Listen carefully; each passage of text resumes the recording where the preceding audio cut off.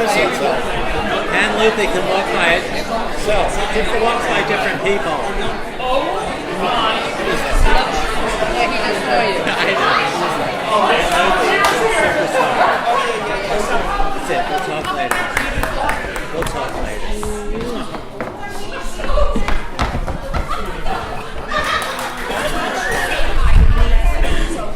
I didn't the dress.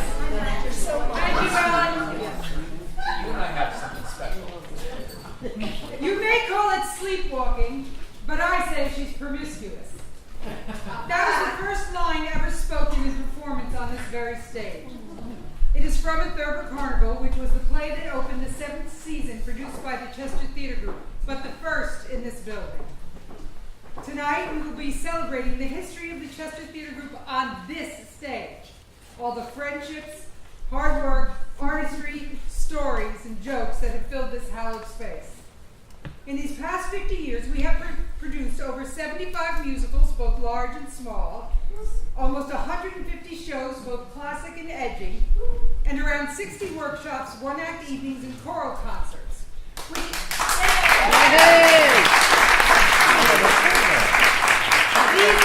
These introduced us to over 300 performers, over 50 directors, and well over 200 crew members.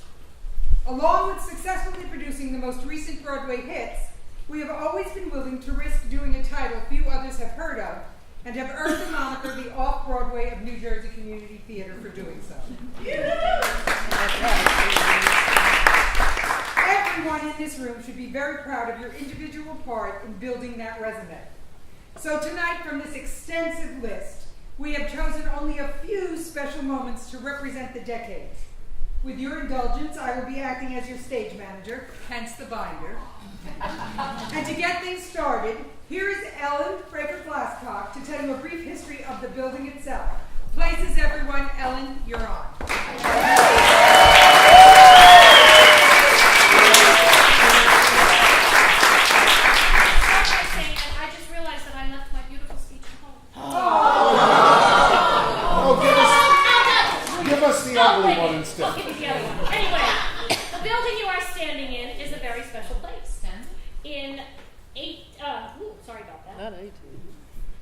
Bishop Jane, his name was, okay, I'm sorry, I had this lovely done. Anyway, it was a Baptist church in Bedminster originally, and a gentleman by the name of Bishop James purchased it and made it into a Methodist Episcopal church, originally in Bedminster, and in the winter of 1880 to 1881, it was moved here to its present location in Chester. It was, this is like my source. The gentleman from the Chester Historical Society was lovely and did a fabulous job of doing a huge presentation, which I did a really nice job of boiling it down. But in 1708, the new James Methodist Church was built on the corner of Collis Avenue and Main Street, which is where the Boy Scout house is now. So this building became the Borough Hall.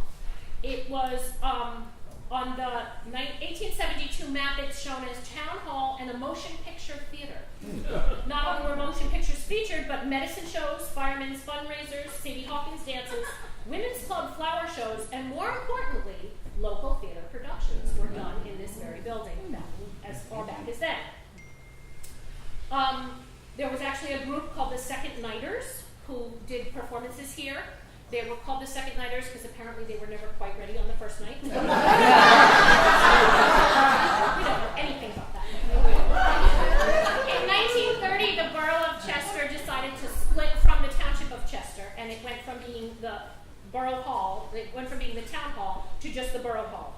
It was still used for various, for town hall purposes and also other community things. There's actually a woman who comes with the 50 Plus Club, and she's way 50 plus. She said she went to school in this building and her brother played basketball in this very space. So it's kind of cool. In 1958, in Chester, the Williamson School was built, and there was an addition added on to be an auditorium. They built a stage, but little else. So a bunch of local residents got together and put on Our Town, in order to raise some money to put up a curtain and get some spotlights and whatnot. That was actually the very first Chester Theatre Group production. That group of people became the Chester Theatre Group. And Our Town was a huge success. And we reprised it this year in our 50th season, which was kind of exciting. So it was the Borough Hall until about 1964 when the Chester Borough offices moved to further down on Main Street in the old St. Lawrence Church building that moved across the hall. The building went up for auction. Alan Rubenstein bid on it and had the winning bid of $6,000. However, he forgot the deposit. An auction, you're supposed to have a 15% deposit, and he didn't have it. So he passed a hat, and he gathered the $900, and here we are. We took, CTG got the deed to the building in December of '65, and most of '66 was spent refurbishing and getting it ready to be a playhouse. Again, Alan Rubenstein bid and won 181 seats from the Chrysler Pavilion at the 1964-65 World's Fair. They were our original seats. And he also bid and won a complete set of toilet fixtures from the Bell Labs Pavilion. Yay for toilets. Of course. In January 1967, A Thurber Carnival, A Review with Music, was the first Chester Theatre production in our beloved Blackbird Playhouse.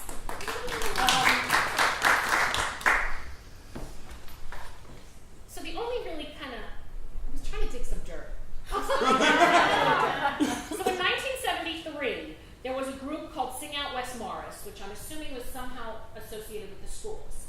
And some shithead named, I looked up his name too. It's very his name was Bruce Simmons. We know him. We know said who he he is. saw a rat and went and told the borough that there were rats in the building, and they condemned us. They did like structural and safety and fire inspections, and they actually condemned the building. We were in the process of putting on Carousel. So we actually had went up to Waterloo and did the production there while the repairs were made. The theater did reopen again in 1974 after a full renovation, during which no rats were ever. They were never found. Bruce didn't get a lot of roles after that.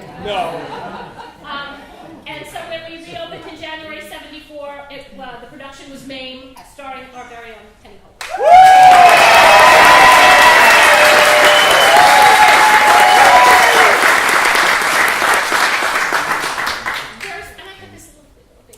I just talked about the building, and it really truly is a wonderful and very, very special place. It holds a special place in all of our hearts. And but it's really not just a building. It's the people who inhabited it, I think, that really make it what it is. And I hope tonight that you'll get just a little sprinkling of some of those people and enjoy the show.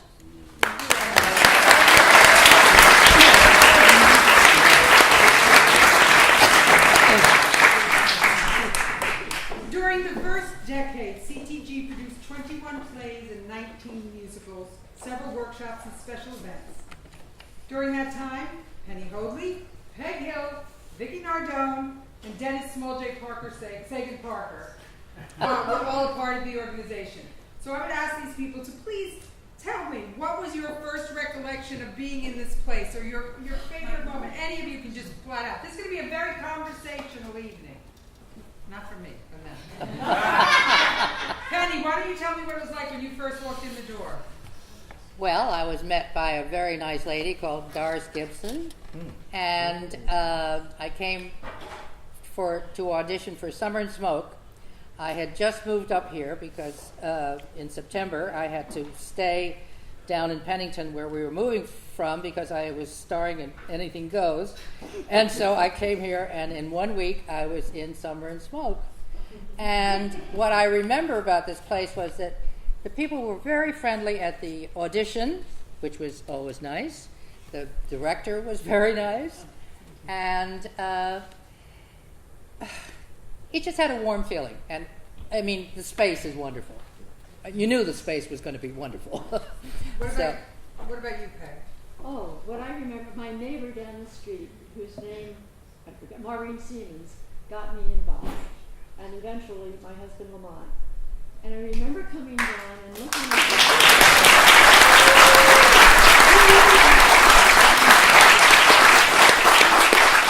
I remember coming down and seeing the first performance and thinking, my gosh, what they can do with this space is incredible. And it was really thrilling. And you become involved, and eventually we all became family. I've been involved, oh Lord, how many years? Yes, that many. And I think what we all tend to forget, that a production is not only the actors, it's the prop people, it's everybody, it's your production people, your lighting and everything else that makes a production, and they are so terribly, terribly important. That's how we became family. And Right. to me, we are still family after all of these years. We still stay in touch. And it's just a warm, it's a terrific evening. It really is.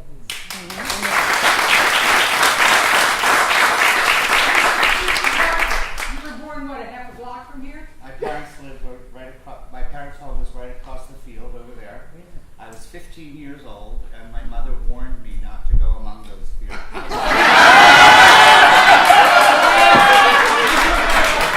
Smart woman. I was actually forbidden to come here. And I had done a play with one of those theater people. Hetty Morey and Pete Finella and Pat Johnson directed us in a production of Hamilton. And I wandered over here at 15 years old, and I knew that I had found a home. This was going to be the place where I would grow up, and I was accepted here, and I was loved, and I met people that are still with me to this very day.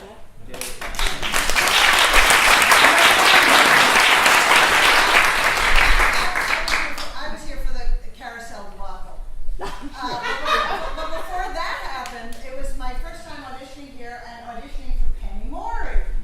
So those of you who know Penny Morey. So this was her, after my audition, this was her feedback to me when I got the phone call. Well, you sing like Julie Jordan, you act like Carrie Snow, therefore I can't cast you in either of those roles. So eventually I get cast in the chorus, which is perfectly fine. I was fresh out of high school. But then having to schlep to Waterloo was just incredible. To not even, I mean, you come here to work, I live in Gladstone, and then have to schlep all the way up to the neck on Waterloo Village. Is it called Waterloo? Waterloo Village. Yeah.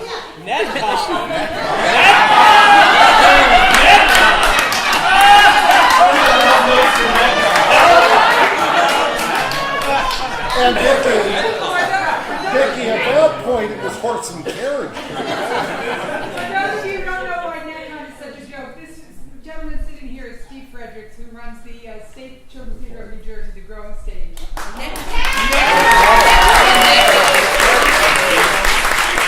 in our building and then moved to the Williamson School, which was in the auditorium that Chester Theater Crew first started, and he is a longtime friend to many people in this room.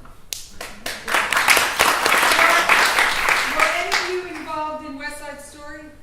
Peripherally. No, we couldn't find anybody about the West Side Story. So what we did was, you're all dead. What we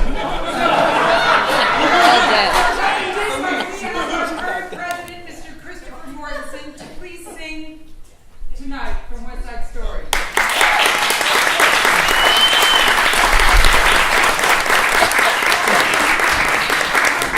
Accompanying Chris on the piano is a longtime musical director here at CTG, Michelle Yemko.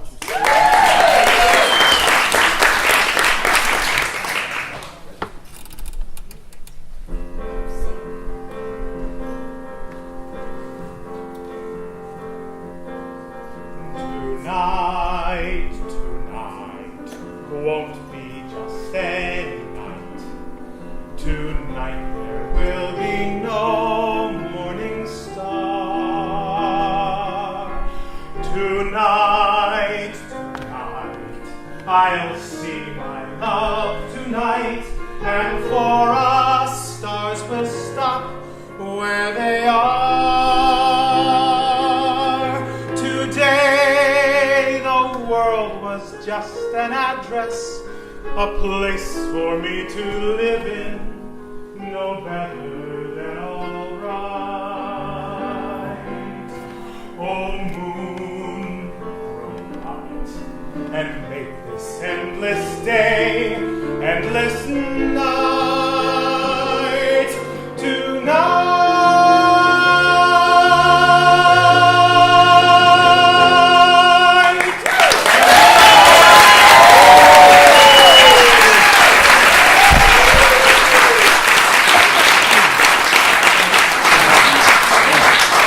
When the committee was discussing which play from this decade should be highlighted, one voice, one very deep voice, was adamant that we had to do something from Indians by Arthur Carpenter. Penny, why don't you explain to everyone what made you fall in love with this piece? Well, a bunch of us from the theater, it was Bob Riley who directed it, and he organized a group of us, and we went in and saw it in New York with Stacy Keach in the leading role. And it was fabulous, absolutely fabulous. I mean, the atmosphere, I mean, it's a sad tale, of course. It's about our treatment of the Indians, but it was just a wonderfully exciting thing, and I could see why Bob was so excited, and I produced it, and we did it here. And one of the things that I think is so wonderful was the tape, the background music of, you were on the plains, you were the buffalo, I mean, the whole thing was going. And we had a very big cast of young men. I can remember they did this wonderful dance with a pole in the middle, with attaching themselves here and going around. Oh my God, it was fabulous. But the one thing that we did, we had a cage up. I mean, not a cage. What do you call it? A box? No, it wasn't. What was it? Anyway, it's a glass thing up there. We flew it. I mean, you don't usually fly things in this place, and it was a mannequin dressed as Bill Cody was up there, and it comes down. It was absolutely fabulous when it came down with the light on it, and the whole. Well, anyway, it was very gripping. I really just adored the whole thing. And one funny thing, I don't know if I should say it, but anyway, one of my bridge ladies, I got her to come here, and she came to help out, and she just had a wonderful time because all those nice young men, she had to put body paint on. She came back a couple of times, but not that. But anyway, I want you to hear. I want you to hear the background music, and we have Steve Nitka is going to read the wonderful speech by Chief Joseph, who was the head of the Nez Perce tribe.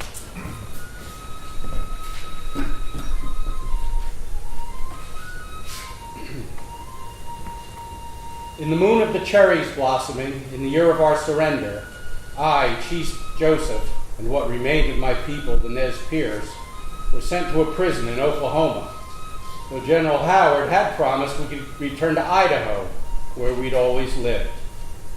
In the moon of the leaves falling, still in the year of our surrender, William Cody came to see me. He was a nice man, with eyes that seemed frightened, I don't know why. He told me I was courageous and said he admired me. Then he explained all about his Wild West show in which the great Sitting Bull appeared, and said if I agreed to join, he would have me released from prison and see that my people received food. I asked what I could do, as I was not a good rider or marksman.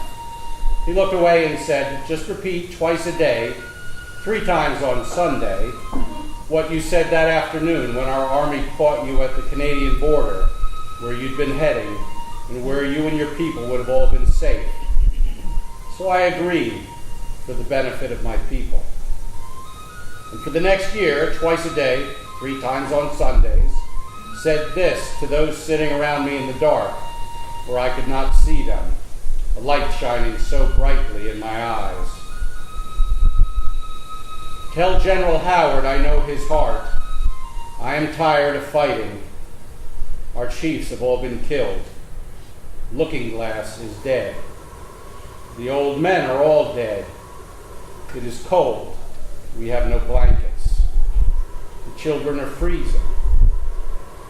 My people, some of them have fled to the hills and have no food or warm clothing. No one knows where they are, perhaps frozen. I want to have time to look for my children and see how many of them I can find. Maybe I shall find them among the dead. Hear me, my chiefs. I am tired. My heart is sick and sad. From where the sun now stands, I will fight no more forever.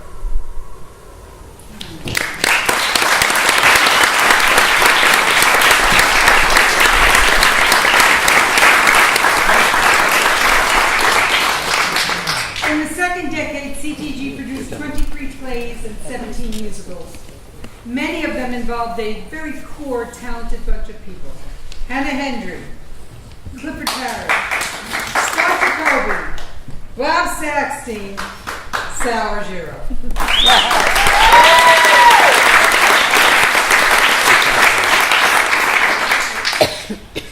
Now, you've all remained extremely close for the past 40 plus years. Extremely close, trust me. What do you think helped bond you guys? Was it working for Penny Morey? I will say this. I think when we, Scott was here before me, but when we joined, it was an established group. I had seen things. Billy Burr, who was a Broadway performer, was living locally and was directing and performing here. So when you came to see a show, it was Broadway quality in a small little box.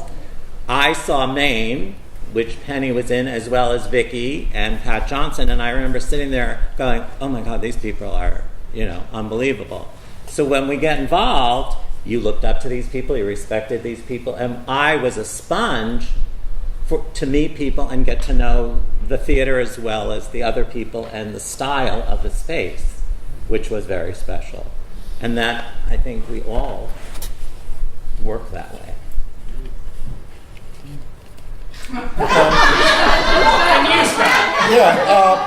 Well, I was in my early 20s, and I just remember it. It just felt like home. I felt like I arrived home.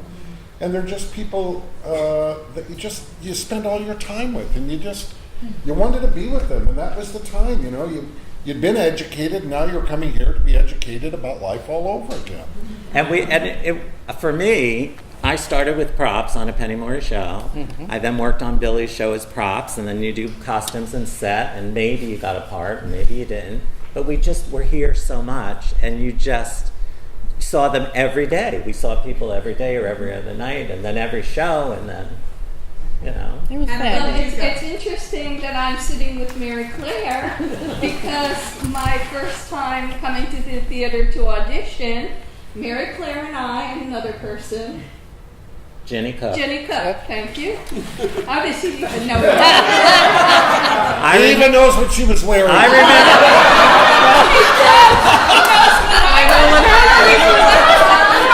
know what Claudia was wearing. I know what Ellen was wearing. So we had gone out for coffee before we didn't know each other. I don't know what happened. And we came and we auditioned, and I didn't get cast. Actually, I was like second best or something, but I forgave Pat because she did finally put me in, and I found a home, and so we did Blind Spirit together. And I'm crying already. I can't do this. And then the next show was Days of Sea. Now, everybody knows I can't sing. Okay, however, I love musicals, and so Sal called me. Because Lori Lawrence, who wouldn't be the Growing Stage without Lori Lawrence, okay, who was stage managing Dames at Sea, had to fill in for somebody who dropped out. Lori Bohan. Well, it was Lori. Who dropped out at the last minute, just what we all love to have happen at the theater. But Lori was able, because she had stage managed, she was able to jump right in and do it. But they needed somebody to call cues. Just call cues. Just call lighting cues, and that was it. And Sal called me, and it was a change in my life. And one of the biggest things that happened from that show, talking about Penny Morey, is that I got an award for best singing in a confined area.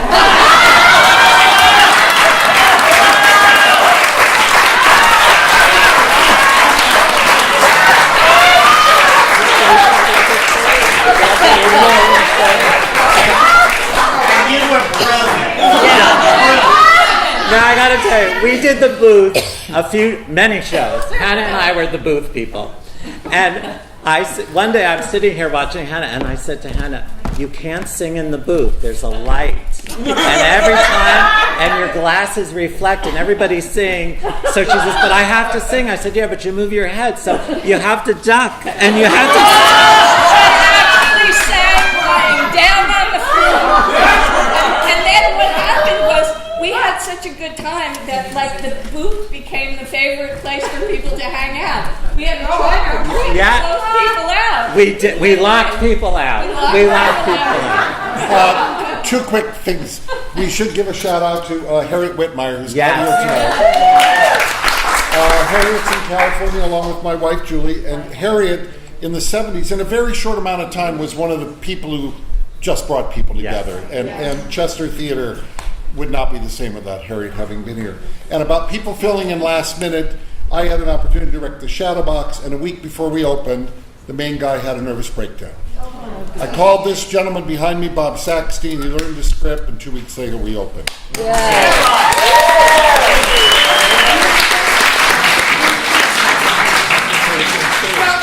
were going to say the same story? Okay.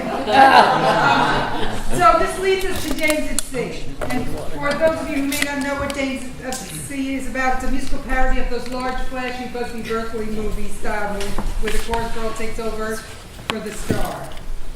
Well, here, accompanied by the show's original musical director, here comes Ron Hunziker.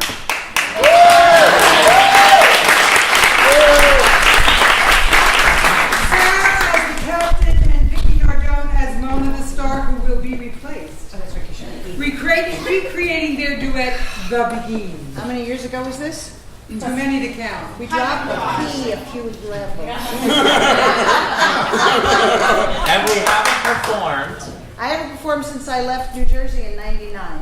So this is it. You're getting to it. I look good, but I'm going to sound like shit.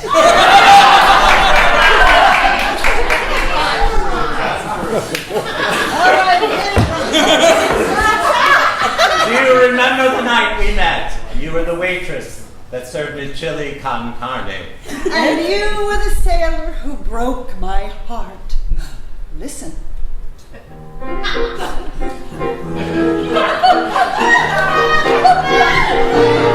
The begin, I hear the begin.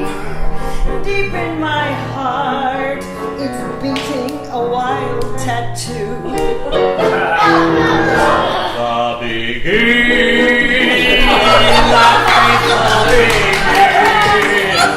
recalling tropical doom, orchids in bloom, pungent perfume, and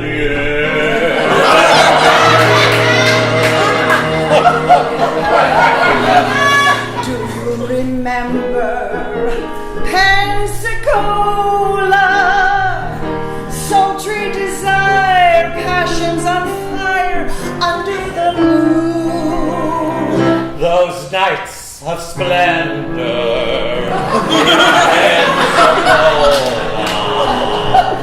wrapped in your arms, under the palms, near the lagoon.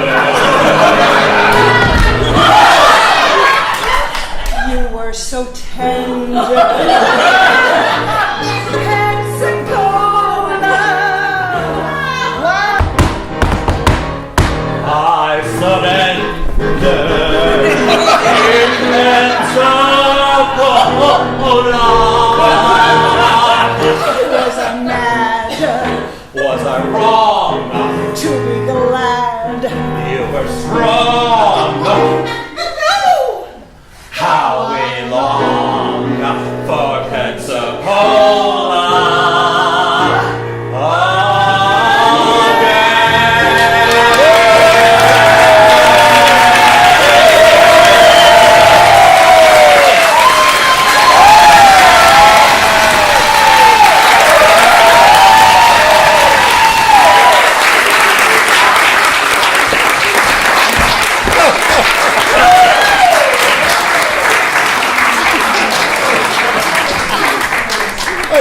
all go home now.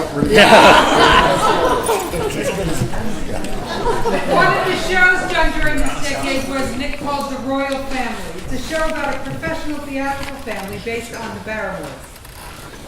Scott was the ingenue male with a full head of black hair. I just cut it off for tonight.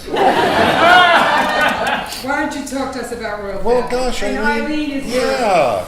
Help me out on this one. I mean, it was magical, right? Oh, I remember. I even remember the dress. It was blue and white clouds that Penny had gotten made for me. And I think I bought it at the end of the show. And you were so dashing with your cape and your black mustache. And then we had Marjorie, was it? Up in the top, who was the Dowager Mother. Donna Donna Southworth. Southworth. Oh, she was wonderful. Oh, it was a wonderful show. Can I just insert something since I'm not on the panel? Go But ahead. I want to go back. Go ahead.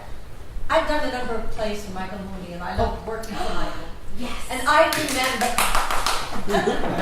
remember when he was casting Shadowbox, and I went to, I believe, 3 callbacks, and he kept putting me in all 3 roles. And I said, oh, that's it. It was Scott. Eileen, it was Scott.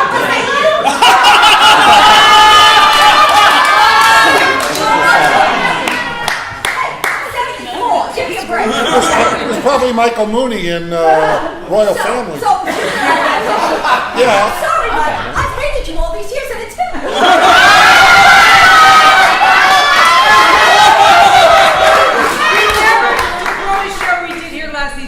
There is no one we hate in community theater. They're just assholes we won't work with. But I will say, I did get the phone call, and I was so excited, and I said, yes, honey. He said, Eileen, you know, you're wonderful in all 3. I can't cast you. Yep. I said, thank you.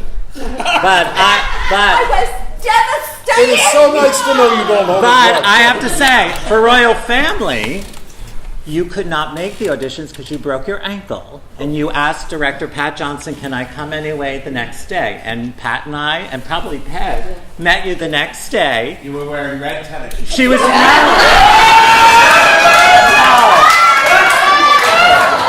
she was... I know she was in a suit. I know exactly. And her mother and her son, who was a baby, stayed in the lobby. And Eileen auditioned, and Pat was thrilled, and you were cast as the lead. And there were other people disappointed they didn't get the lead, so just do the piece.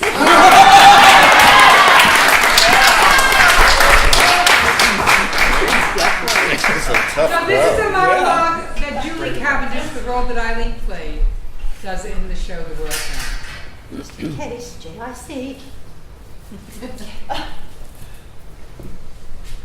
Gwen, if I could only make you realize that the thrill of doing the work is bigger than any single thrill in the world.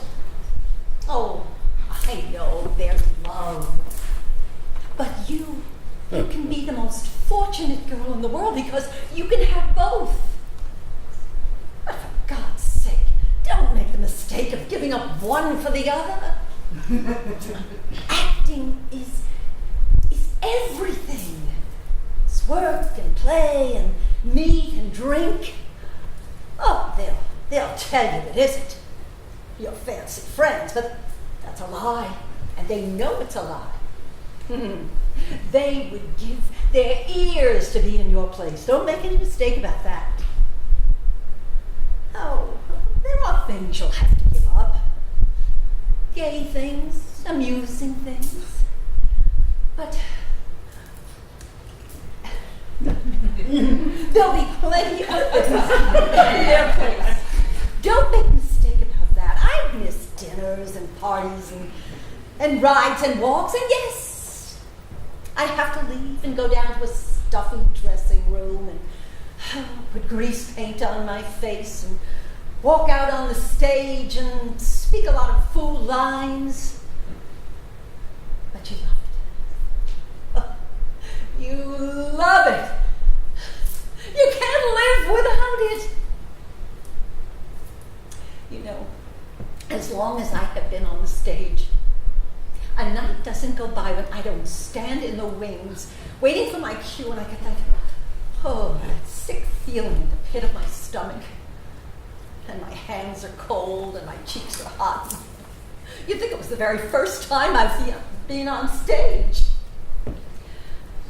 And then there's the routine. 7:30. Walk through the stage door, good evening to the doorman. Take down the keys, look in the letterbox. 8 o'clock. The stagehands are setting up. Half an hour, Miss Cavendish. Grease paint, rouge, mascara. 15 minutes, Miss Cavendish. My costume, more rouge. Where's my rabbit foot? The overture. Hi, everybody. How's the house tonight? Curtains up. Props. Cue. Enter.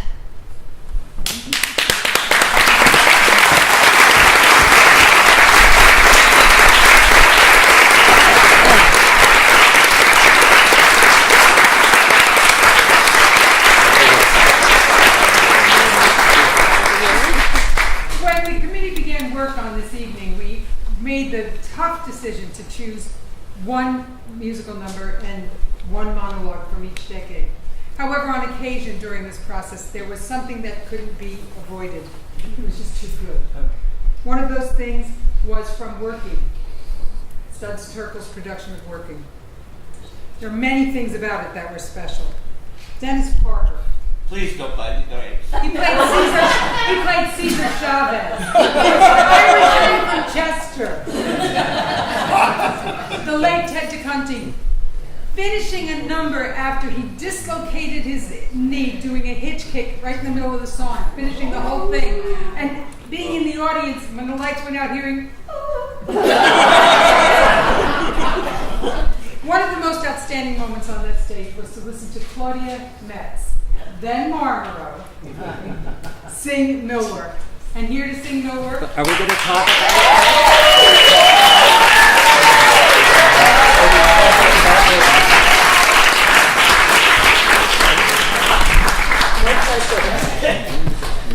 No pressure at all.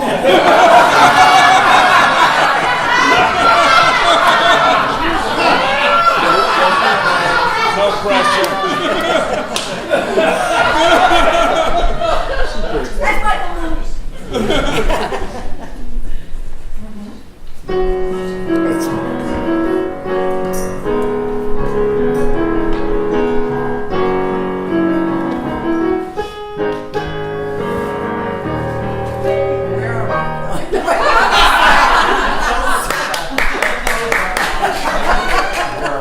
Whoever played this last could have transposed. Sorry. And whoever plays this next, take it off.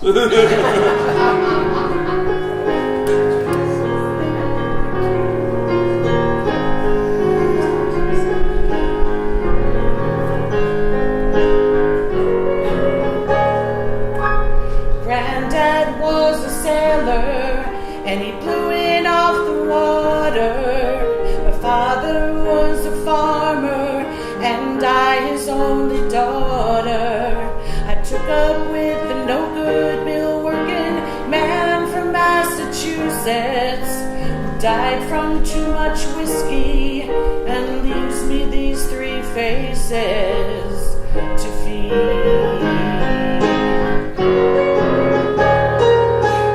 Mill work ain't easy, mill work ain't hard, mill work it ain't nothing but a goddamn awful boring job. And I'm waiting for a daydream to take me through the morning and put me in my coffee break where I can have my sandwich and remember.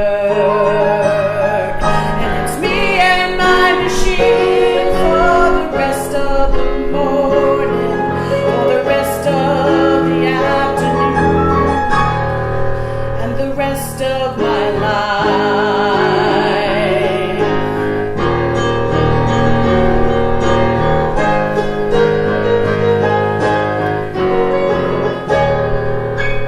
My mind begins to wander to my days back I can see my father smiling at me, swinging on his arm. And I can hear my granddad's stories of the storms out on Lake Erie. Vessels and cargoes, fortunes and sailors' lives were lost.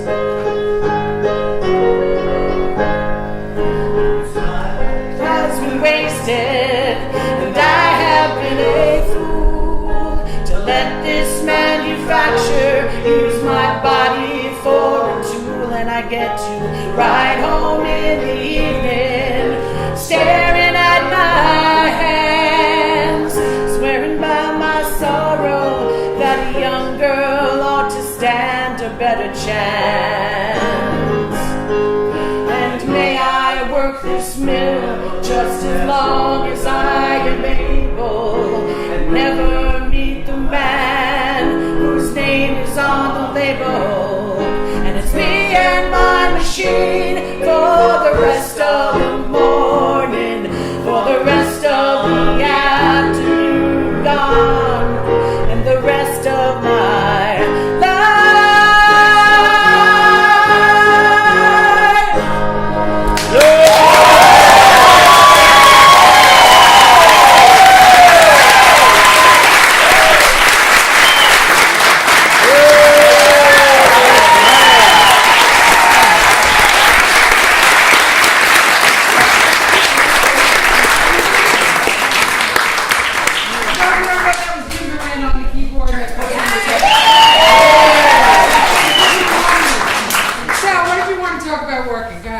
Well,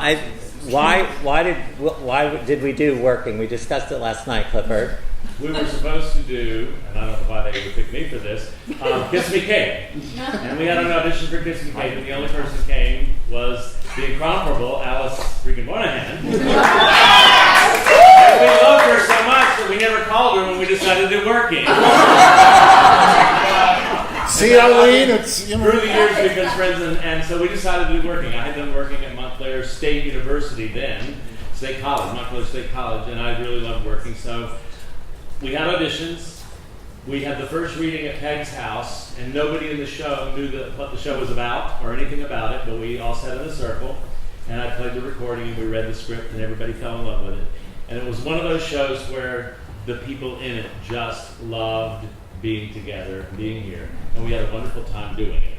And I guess as Claudia's not going to tell the story about the boxes, I will tell the story because it's on me.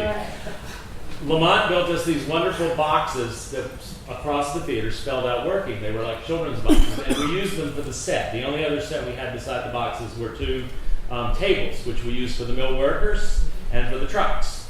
But they had to spell out working at the beginning of the show, the intermission, and at the end of the show. And getting the boxes into the right place became a show within a show. And one night, in one of my frustrations,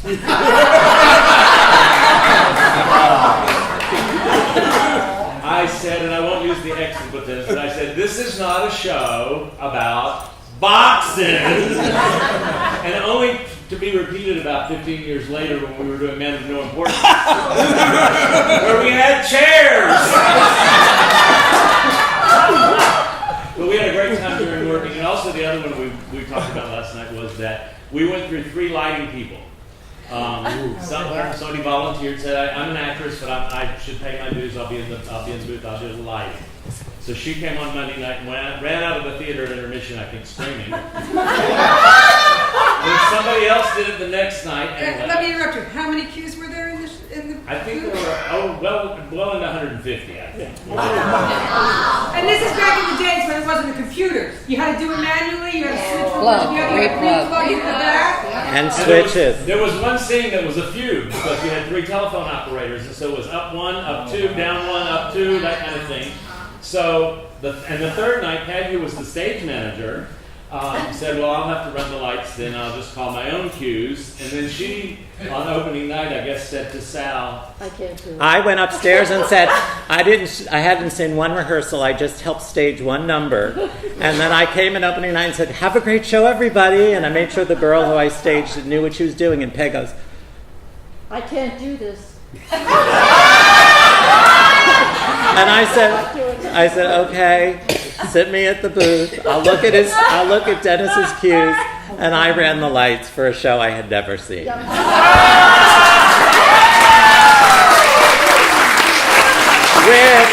With Patrick Moran on Spotlight on a perch over here. There used to be a perch up there. There was a perch, and it was like, built to hold 100 pounds. Well, I was about 300 pounds. And Spotlight. Yeah, I love the show, but I remember it's just the top of everybody's head. And I remember one night I was up there before the show, and Vicki came and sat there, and I said, Vicki, how are you? She said, you're up there, I'm out of here.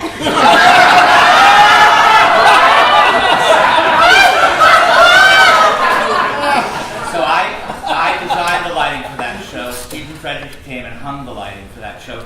And one thing I think that we should recognize about working was that the world came into the theater and invaded our theater in a way that the HIV/AIDS crisis had started by that time, and a dear, loved member of our community we lost to that disease. And I wear this bracelet to this day that is dedicated to Ted Hunty.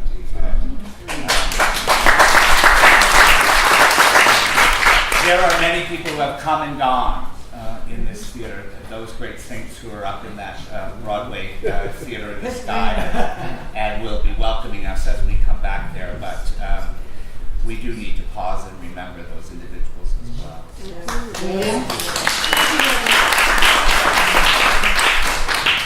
Our town, Steel Magnolias, that championship season, the Norman Conquests, Forum, Stop the World, Musical Chairs, A Little Night Music, Oak Howard, Company, and 1776.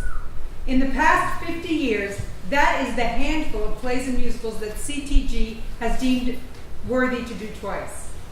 Sal, Hoadley, Cliff, Michael Mooney, Mark Apple, along with other board members, were all involved in these decisions, and I'd like to know what was the thought process or the reason for reviving these shows. Money. 1976, hot as hell in Philadelphia. It was 4th of July. We were all in upholstery velvet. There was no freaking air conditioning in this building at work. We were dying. And we decided we would, 5 years later, do it again. So we go buy an air conditioning. And we made exactly enough money to buy air conditioning for the building. The other shows, Oak Howard was the second time even maybe the first time, we didn't know what show to do, or we couldn't test a show, and it was well, let's do Oak Howard. Yeah, we know Peg and Lamont could be in it, Penny could do it. And Musical Chairs was Ed Earl, who was another director who was a professional, who came and was almost like our godfather, would come in and help. I mean, that's one of the joys of why the people from Mattress are so close, is he literally came in on a Friday and redirected and musically directed a show in a weekend, and then we rehearsed a week and opened. Right. Because we had only gotten through 5 pages with the other director. Yes. But Ed Earl called up Penny one day and said, you have to come in, I'm in a show, it's closing, it's perfect for Chester. She called me up at work and said, can you be at my house at 4:30? We're going into New York. We drove into New York, we saw the show, and said it is perfect for Chester. And it was done in one of those movie theaters, the off-Broadway things. And at the same time, we were redoing the carpeting. So we said, well, that's perfect. We'll get rid of the chairs, we'll re-carpet, we'll do section. So we did the first section for us to do the show, and then we did every section after that, and the show made money because it cost very little money. Very little. And audiences went crazy. And then the second time we did it, it was time to redo the ride. And that's when they were rebuilt. Yeah, for the second Musical Chairs. And they both made money. And we got most of the cast came back for the second Musical Chairs as well. Yeah. And the Spotlight. And the Spotlight. Well, and I want to say that. I mean, you see Claudia, who has a phenomenal voice. she also ran a spotlight. I mean, we did all things here. It was not a hierarchy that I'm only a performer, or I'm only a props, I'm only, when you got the phone call to say, I need somebody to help do props, or I need someone to paint the floor, you just did it. And that bonds people as well. I think the reason we did night music and company because we're all Sondheim freaks. Yeah. And we just sort of felt like they were worthy. There were some problems in our first production, which I was in, of Little Night Music. That was my first show here. So when Sal said, I think I'd like to do it and I'd like to reconceive some things, I became the musical director because by then I was too old to play. And your partner's here. Is that Wendy? Wendy? No. No. It wasn't. Never mind. Never mind. Okay, so the moments we've chosen to celebrate tonight for the things we've done twice are these. The first number you're going to hear is from 1776, Mr. Robert Jacobson. How we going? Mr. Michael Foley. And Mr. Tom Glassman.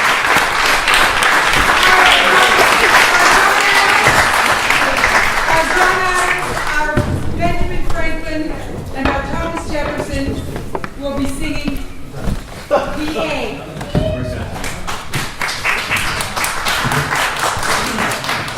You're very high. I am indeed. I like Accompanied being by Michelle. Let me get this at the right distance. let me put on my glasses. Is this correct? Okay. Yeah, I guess we are. It's a masterpiece, I say. They would cheer every word, every letter. I wish I felt that way. I believe I can put it better. Now then, attend as friend to friend our declaration committee. For us I see immortality in Philadelphia City.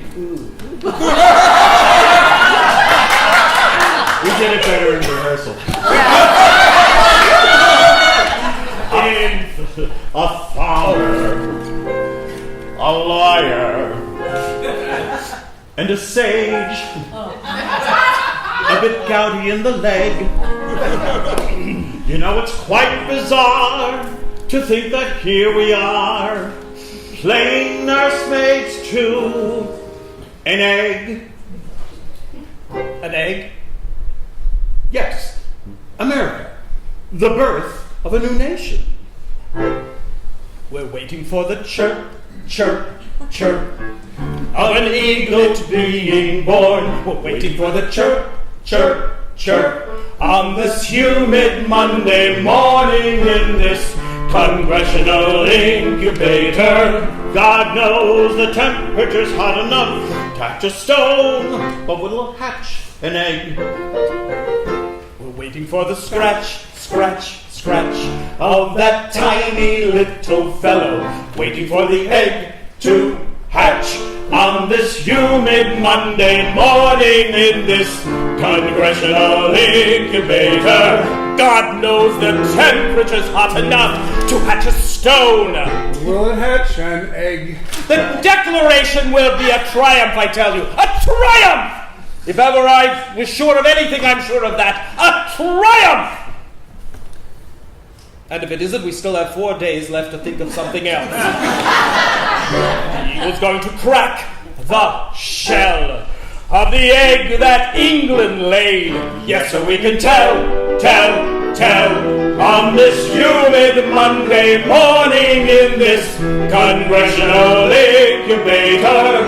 And just as Tom here has written, those shall may belong to Great Britain, the eagle inside belongs to us. And just as Tom here has written, we say to hell with Great Britain, the eagle inside belongs to us.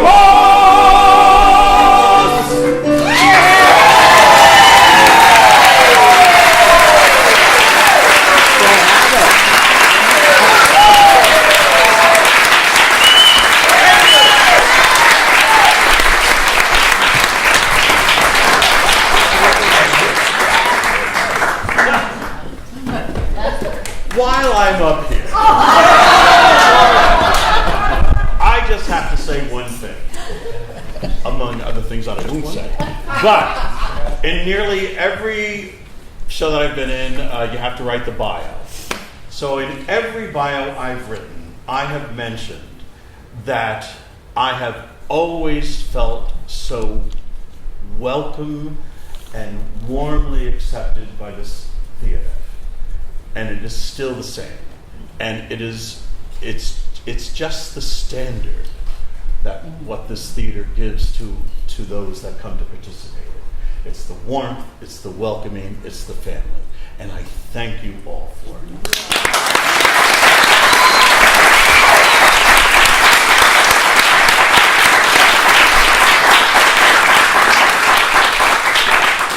Our next selection is from the aforementioned musical chairs. Peter Schultz will be sing. Would you play? Was it brown shoes, black shoes? No, he was tuxedo.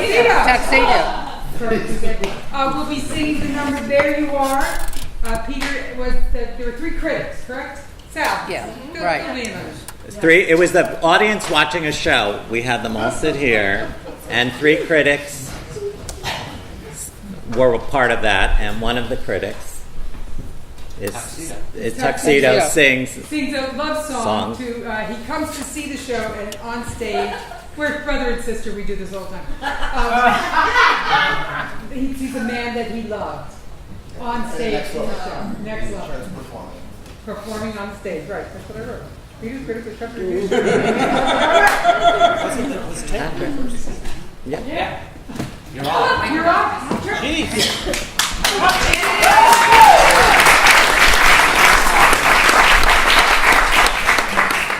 Get him right.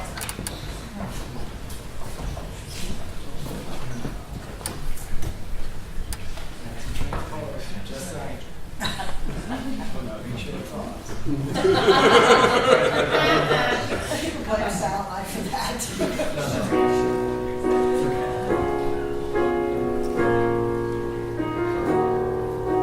I never thought I'd live to see the day. My memories would all be full of you. The things we used to say, the things we used to do, were gradually supposed to fade from view. I thought that if I'd only give it time, that something would arrive to change the scene. I knew without a doubt it wouldn't take me long. But now, as it turns out, it seems that I was wrong. There you are. I thought you'd never find me. There you are. Each time I look behind me, every time my back is to the door, a shadow seems to fall across the floor. I turn around and there you are. In every lonely morning, there you are. Without a word of warning, every time I think I've come so far, there you are. There you are. Your image ever clearer. There you are. The face in every mirror, in the smile of everyone I meet. An empty room, a crowded city street. I close my eyes and there you are. You're gone and yet you use me. There you are. Your laughter still pursues me. I leave my mind ajar. There you are. And later in my life, when I recall a time of total happiness for me, I'll look inside my heart, and there you'll be, for there you were, and there you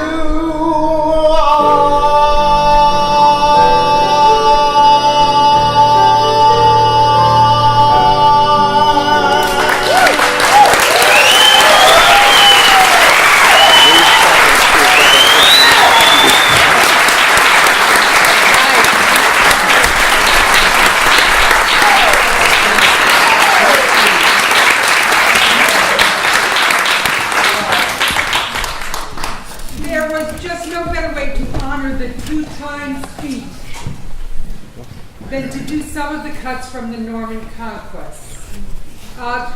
Michael, Sal, somebody talk about the Norman Conquest and tell everyone exactly what it is.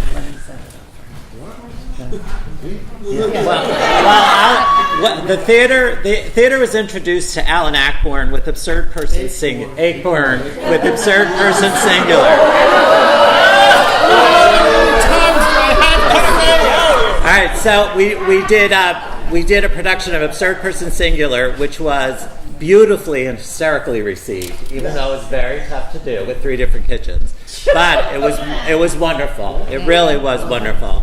So then the Norman Conquest came out, and we did one of the plays, which is called Table Manners, beautifully received. And then Pat Johnson, the director of the time, said we should think, and Penny and Peg, I guess, said, should we do all 3? Let's do all 3. And we said, okay, well, we'll have to do it in rep. And if you realize what the theater is doing, we are producing 3 full plays. The cast is learning 3 full plays, and the crew is running 3 whole plays over 3 weekends. And now Michael can tell you what it was about, but it was truly a thrilling experience. And then the Sunday. And for everyone involved. And then on the Sunday, we produced all 3 plays, a marathon of all 3 plays with tea and clotted cream and scones in between the first and the second. Then everybody went to dinner after the second show, and then they came back, but we didn't serve cocktails. No, we didn't. And I just want to reiterate, because we've done this twice, and neither time did anyone get a lick of money. And we're talking about hours, hundreds of hours that every person put in for these. I mean, we've done it for every show, but for this feat of doing these 3 shows produced simultaneously is astounding. It was all done for love and no other reason. If you don't know, Michael will tell you about it. If you don't know what the Norman Conquest is, it's 3 interconnected, full-length plays designed to inform one another about the same group of people at a country estate over the same weekend. So every time you see a new play, you're seeing it from a different point of view of the same story. So one is in the living room, one is in the dining room, and one is in the garden. So the 3 plays all tell the same basic story, but from different points of view. And my mad respect has to go out to, I think I had the easiest job. I directed the second production. Pat Johnson, as I said, directed the first, to the actors who had to memorize 3 full-length plays at the same time. Because we opened one, I don't know how they did the first one, but we opened one weekend and then added the second one, and then the third weekend we did them all one after the other. And so we kind of filtered them in. Yeah. But you realize that's only 5 days to learn a play. So they had to start learning, and sometimes the lines are very similar, and I really don't know how they did it. We have a few of them that are here today, and they're going to do some scenes for you. So we have 2 of our Normans and 3 of his conquests, and they're going to do some 3 cuttings from each of the 3 plays. So the first one is Norman, played by Scott Jacoby, and Hannah Hendry as Annie. second one will be Norman, played by Chris Mortensen, who was our second Norman, and Ruth by Roxanne Wagner, who was in the second production that we did. And finally, the last one will have an actor from each of those productions playing their respective roles. Scott will reprise Norman, and then Carol Holland will play Sarah. So before we start, Go right ahead.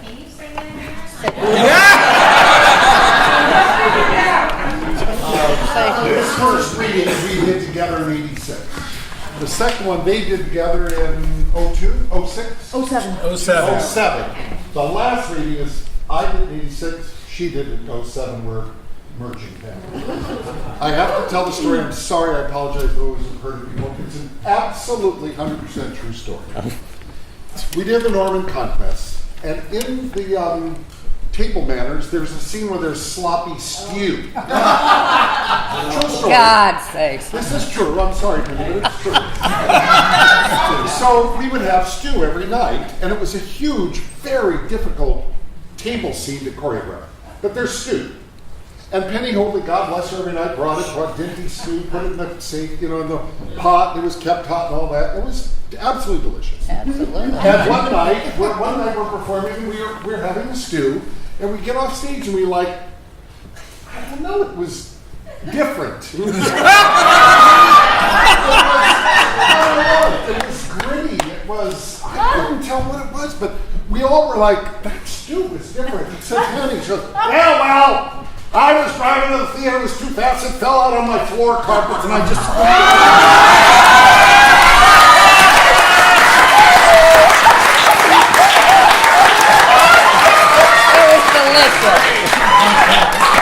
A little roughage. Fast forward 25 years, I had my first colonoscopy. The stew is still there. Amazing. So before they do this, just so you know, this is the first chronological of the plays, and it's called Round and Round the Garden, where Norman meets Annie, and this is Norman's sister-in-law. Right. Also, all of these plays stand on their own. They're self-sufficient.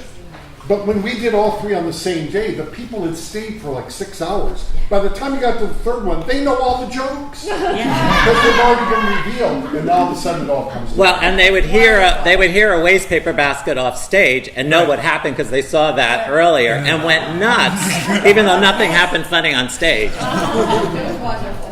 But why don't you say what the relationship is? They just said sister-in-law. You just said We're three sisters, so Yeah, the three three sisters. women will be three sisters. That's what I want. And they will be our conquests. Chris, and we will at some point seduce and be with each of the three women.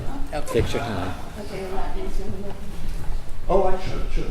Oh, I don't. Okay. It's behind you to the left. Oh. Don't trip.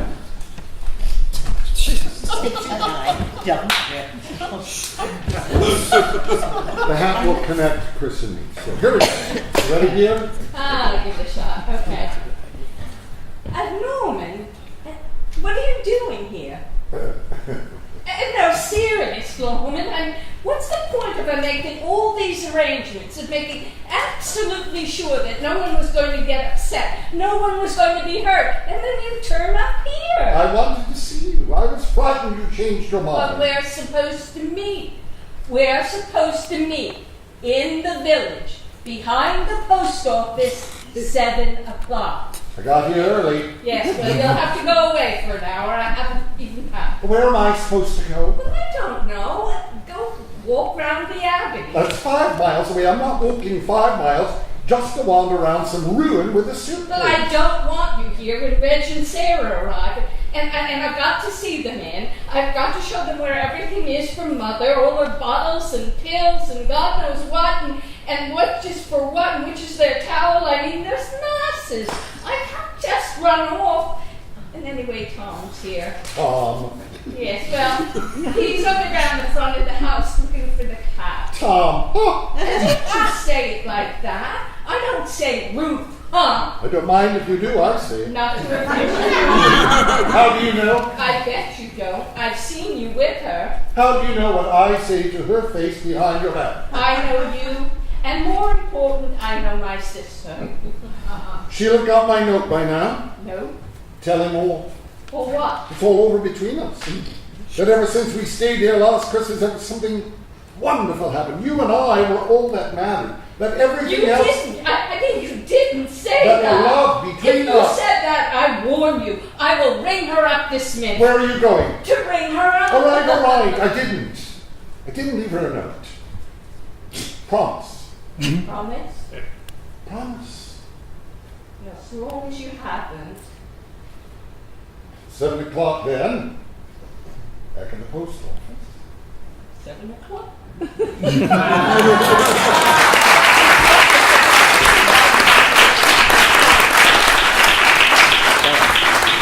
Compadre, have a cup. Thank you, sir.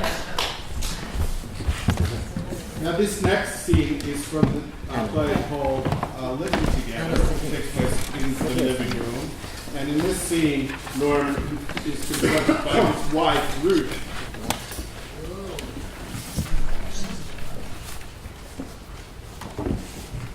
Do you ever realize, Norman, the number of times in a day that I can lose my temper with you and I don't? I usually manage by some supreme effort of will to control it. But this time I can't. I'm just sorry, I just can't. Do you understand what I'm saying, Norman? I'm simply bloody livid. How could you? How could you do it? Don't you think it was bad enough for me at Christmas to lie there ill in bed, knowing that you were down here playing around with not one woman but two? No, I wasn't playing with two. Why do you do it? Don't you have any feelings for me? I don't know. I'm just... Just what? I'm just magnetic or something. You are not magnetic. At all. You're odious. You're disgraceful. Oh, let's see. You're conceited, self-centered, selfish, inconsiderate, and shallow. Now, I am not shallow. Have you anything to say at all? Anything? Is that my dressing gown? Oh, I don't know what to say. I just don't know what to say.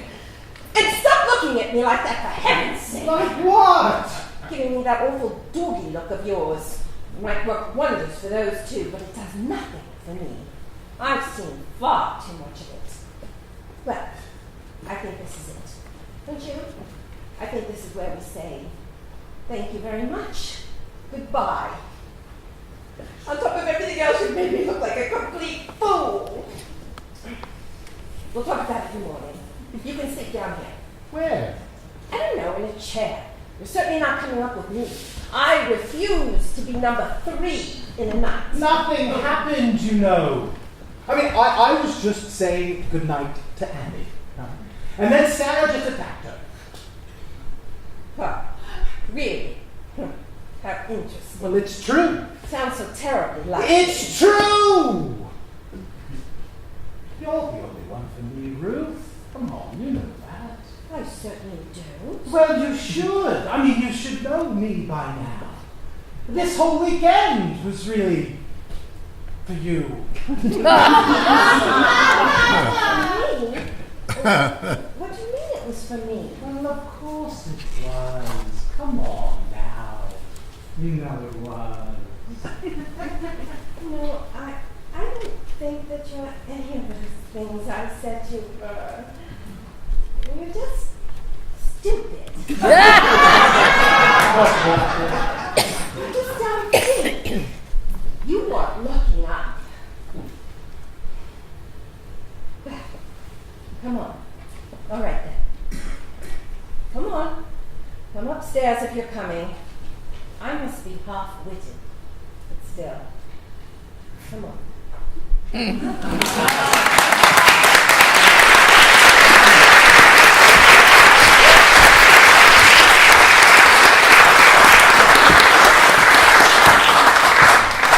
And after Norman has successfully ruined everybody's weekend, this is the last scene of Table Manners, which takes place in the dining room, where Norman has to speak with his sister-in-law, Sarah. Cheer up, Sarah. And what is there to cheer me up? I've never been through such a shuddering weekend in my life. I'm sorry. It wasn't all your fault. Most of it was, but not entirely.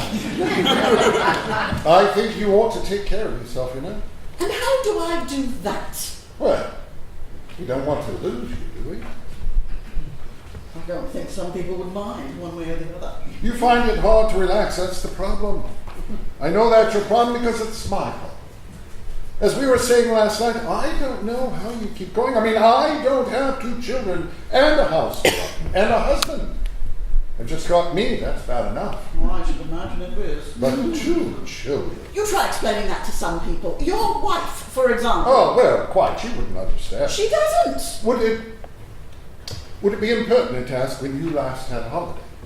Well, I hoped this weekend was going to be one, but... No, be honest with me, Sarah. When did you last have a holiday? I do not remember. It was so long ago. Exactly. You've got to get away. You need to. Can't you say to Reg, I need a couple of days even. I must get away. He wouldn't take me away. And you'd look after the children. It's no holiday with them. I was racing around this for the evening, just getting ready for this weekend. Racing around, organizing things, arranging this. Go on your own. Leave him to look after them for a change. Him? Why not? Huh. I wouldn't want to go on my own. No fun on your own. I'll take you if you like. I beg your pardon. I said, I'll take you. On holiday? If you'd like to go. You must think I was born yesterday. I would. You've really got to know. I only offered... First Ruth, then Annie, then me. Oh, Annie, that was different. How? Well, it was. This would just be a holiday for you. I'd take you round, give you a good weekend. Wouldn't you enjoy that? No. Somewhere nice. What about Bournemouth? Ever been to Bournemouth? I have no desire to go to Bournemouth. I've made the offer. I leave it to you. Think about it. Be completely above board. I book us a nice hotel, breakfast in bed, separate breakfast, separate beds, separate rooms. Can't you imagine? We wake up in the morning, side by side, in our separate rooms. And there's the sea, and we've got all day to look at it. No children to worry about, no husband to run after. Just you. Just me. I'd like to see you happy, Sarah. Yes? Yeah.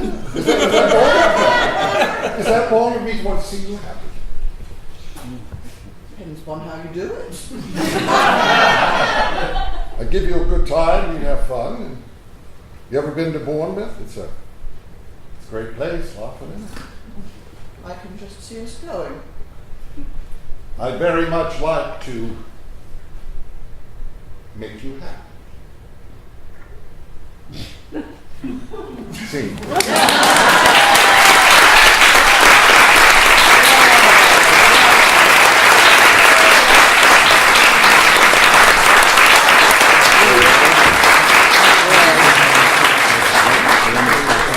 Give you time.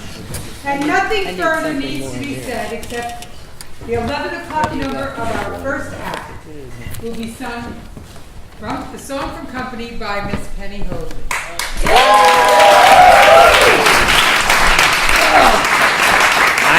While they're getting ready, I'll tell you a story.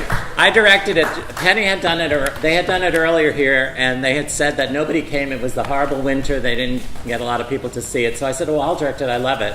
So I was directing very differently than the first song. And one rehearsal, Penny says, "My God, he's doing Brecht."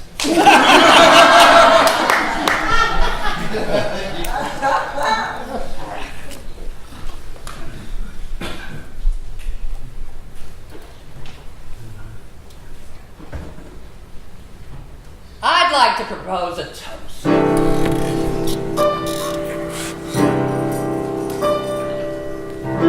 Here's to the ladies who lunch everybody laugh.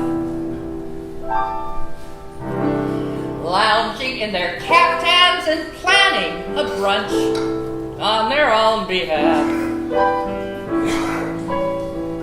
Off to the gym, then to a fitting, claiming they're fat. And looking grim, 'cause they've been sitting, choosing a hat. Does anyone still wear a hat? I'll drink to them. Here's to the girls who stay smart. Aren't they a gas? Rushing to their classes in optical art, wishing it would pass. Another long, exhausting day. Another $1,000. A matinee, a pinter play. Perhaps a piece of bollards. I'll drink to that. And one for Mahler. Here's to the girls who play wife. Aren't they too much? Keeping house but clutching a copy of life just to keep in touch. The ones who go to the schools and make themselves just like fools. Too busy to know that they're fools. Aren't they a gem? I'll drink to them. Come on, let's all drink to them.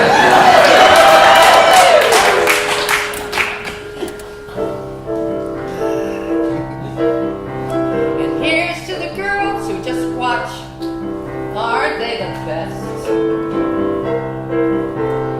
When they get depressed, it's a bottle of scotch plus a little jest.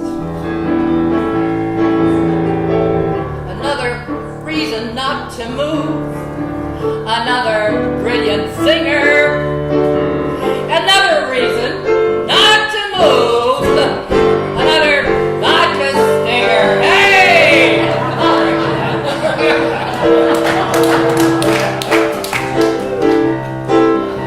So here's to the girls on the go. Everybody tries. Look into their eyes and you'll see what they know. Everybody dies. A toast to that invincible lunch.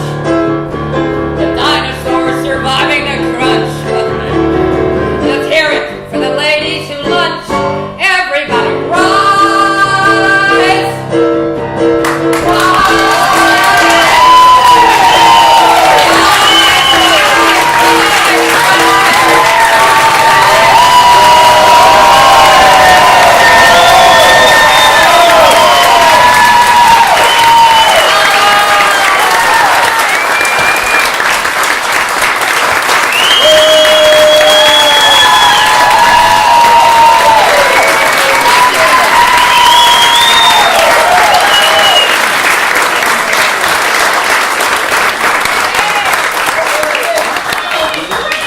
So now we're going to take a 10-minute break to refill your glasses, refill your plates, and then, although I know it will be like hurting hands, we'll come back and just check the reading. Who cares? Stop that. All right.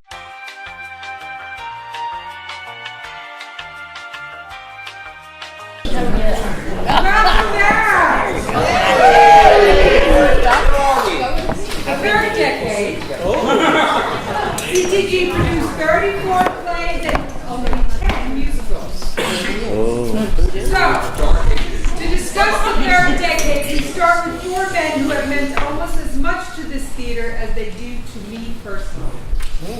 Dennis Parker, Michael Booney, Patrick Horan, and Thomas Moynihan. I'll start with Patrick.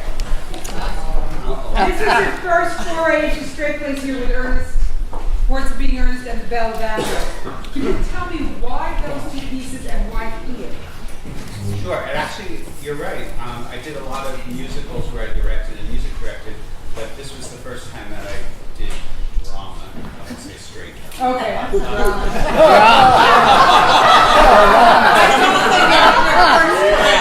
gotta watch our term policy. But with the importance of being earnest, I was doing my doctoral dissertation on Oscar Wilde, which became a book, and it's available on Amazon. It's a fabulous book, and I swear there's a musical in it if you just get off the button right. Not to turn it into a lecture, because I promise I won't. But one of the things that I was finding with Wilde was that, everybody thinks he's just funny and silly, and I'm reading all this stuff about his existential crisis, who he really was, etc. And I said, okay, Chester will let me do this. Other theaters won't. And I think any director in this building will agree with me that here, if you're a director, it's like a gift, because you have to direct, or the play is going to bomb. Look around you. There's a floor, 4 wells, and that's it. And so if you don't know what you're doing, you're in trouble. And serve drinks before the show. Exactly. And I did it will once. allow you to do what you want to do with the show. So I knew that this was the place to do it, and it was a little bit wacky. But I got one of my best reviews for that show. I remember the reviewer said that the Koran managed to bring out all the humor and Wilde, but show a bit of his heart.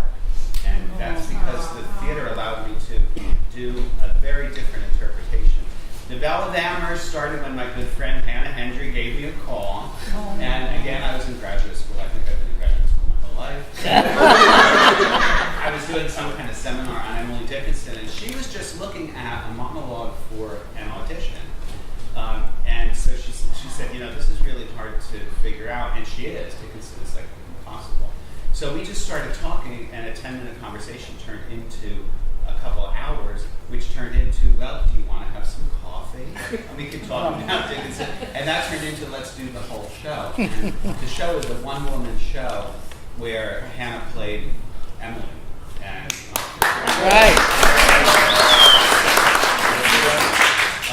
and again, it was about letting us do what we want to do, and which is why I think it worked out. And then I will say, Eileen Wake came up to me. I don't know if you remember this, Eileen, but you said, "When were auditions for this?" And I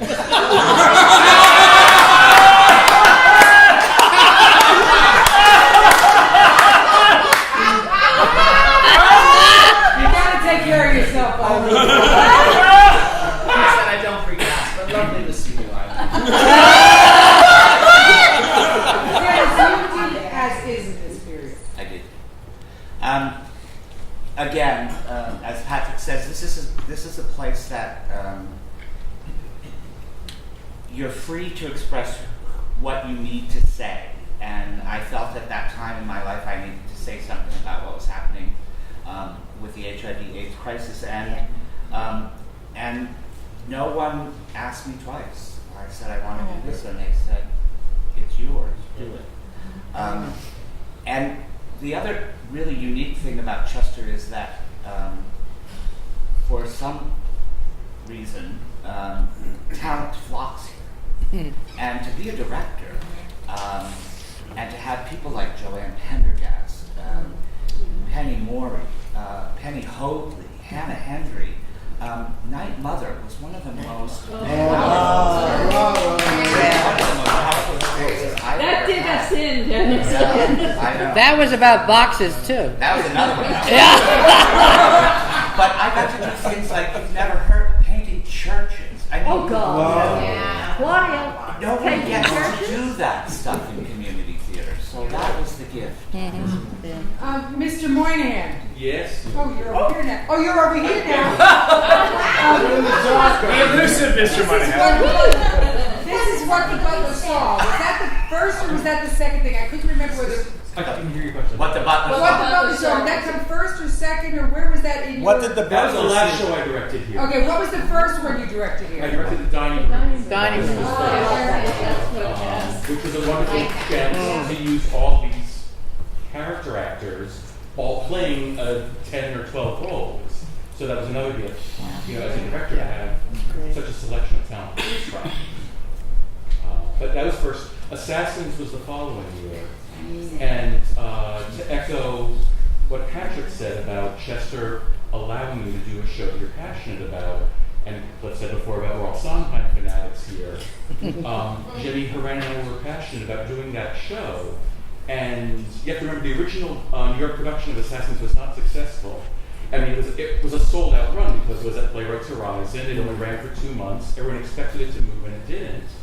And it was an edgy, controversial piece that at that time, I didn't think there was any other theater in New Jersey that would let me do it. So, again, it was a gift to have the opportunity to do it. Mr. Mooney. This is the period of Enchanted April and Miss Firecracker contest, am I correct? I guess. If you say so. I know we did those. Why don't you briefly tell us about the Miss Firecracker contest and then introduce the lovely Mary Claire? You don't want to talk about Enchanted April? If you want to. Yes. Well, I just wanted to say about Enchanted April, first of all, that it's one of the shows that almost without fail, when people come up and say something about me in Chester Theater Group, they will say, that production of Enchanted April was beautiful. And I was part of it just like everybody else, but it was a very special experience. And I'm talking about people who do a lot of shows, who have their own shows to brag about, will also tell me what a wonderful experience that was. So it was part of my look at, which leads into Miss Firecracker, is that the underdog and the struggle for recognition and just the fact that marginalized people who are shunned away, in Enchanted April, the 3 women whose husbands dominate them until they finally take control and say, we're going to have a time for us. And in Miss Firecracker, everybody was a marginalized person. And I always felt my whole life like I was bullied and marginalized and pushed aside and not understood. And I wanted to do plays about that. So when they wanted to do a play, and this was before my 8-born years. No, it really was. And there was the author, Beth Henley, who won a Pulitzer Prize for her play Crimes of the Heart, which you probably heard of because everybody did it. They did it in my living room once. It was everywhere. And I liked her first play, which didn't get as much recognition, introduced the world to an actress named Holly Hunter. Because I just loved the characters and how they struggled to connect with each other, and they struggled for a little bit of glory. Just as and Gloria, remember this. Gloria and Bob Saxton and the wonderful, who you're going to hear from now, Mary Claire Cardone, were in this show, and Sal Ruggiero was. This might be a good time to talk about this space and what this space means as far as staging a show. Enchanted April and Miss Firecracker were environmental experiences. I was kind of trucked it into La Mama to see this show. Oh, this is what we got to do. We got to make the space into an experiment, a whole environment. So we did that sort of here with Enchanted April. The whole space, we had people up there and around here, and she was just telling me about it. I didn't even remember she was there. I'll never forget that. And then in Miss Firecracker, the second act takes place at a fairground where the contest is to see if she'll win the Miss Firecracker contest. Mm-hmm. And we turned this whole place into a fairground. Sal, tell them about what you did. Sal was only in the second act. Mary Claire and I were only in Act 2. The set for Act 1 was the living room or the house for the girl who's going to go into the contest. So during intermission, Peg, the crew, and Michael had to tear everything down and make it a fairground. So Michael said to Mary Claire and I, "You guys have to work the crowd. You haven't done anything for an hour, so keep the crowd busy." So Mary Claire was in here making sure everybody was busy, and she'd hand out stuff. In the green and white check pantsuit. My suit that everyone is wearing. Scaramouche has the pantsuit if you'd like to see it. And my job was to work the crowd, the smokers outside. In those days, a lot of people smoked. And I used to go outside and go to the smokers, "Hey, can I have a cigarette? Can I have a cigarette?" And I would sell balloons and get cigarettes because I chain smoked the entire play, or coughed and spit up the entire Act 2, and I used to use everybody's extra cigarettes. And that's what... And the fire department was okay with that? In those days, it was. 1987, and there was no rats. There was just... we could have used some rats then. So Miss Tessie Mahoney was in charge of the pageant, and our little representation is going to be our pageant coordinator, Miss Tessie Mahoney, as played by Mary Claire, telling us about, she's greeting Carnell Scott, who is the contestant we've been following.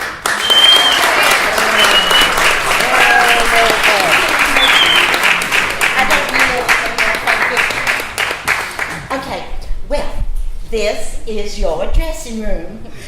It's the only one left. Well, all the good ones have been taken. You all running a bit late, you know. My sister has been here all morning, but I think she knows she doesn't have a chance. Well, she's not all that attractive. You know, I'm not even sure how she got in this contest. I am sure it's because those judges think that she is some sort of concert pianist. But she only knows that one opus by Johann Sebastian Bach.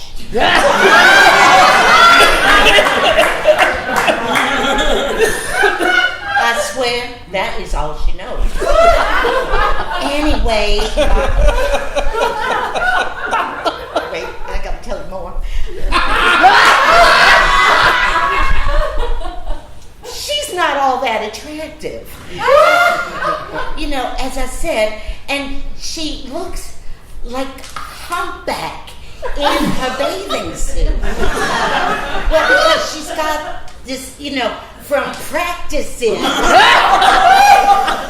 opus by Johann Sebastian. What's his name?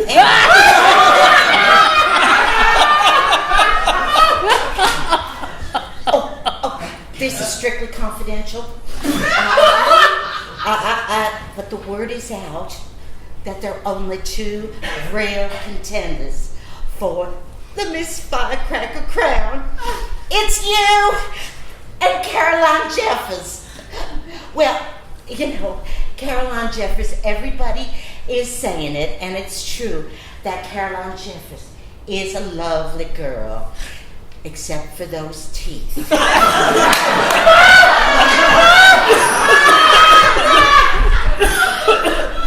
You know, and it doesn't matter that she was taking medicine for the seizures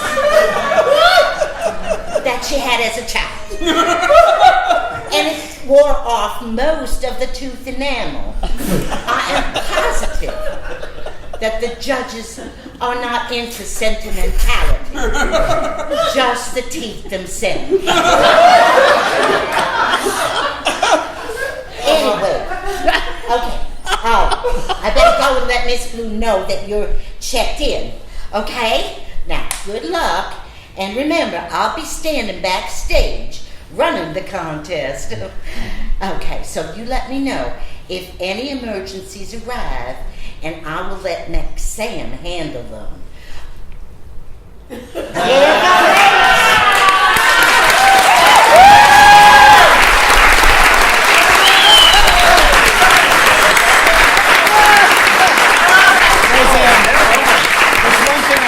Tell you about this monologue that I just remembered last night when we were running through it for the first time in 30 years.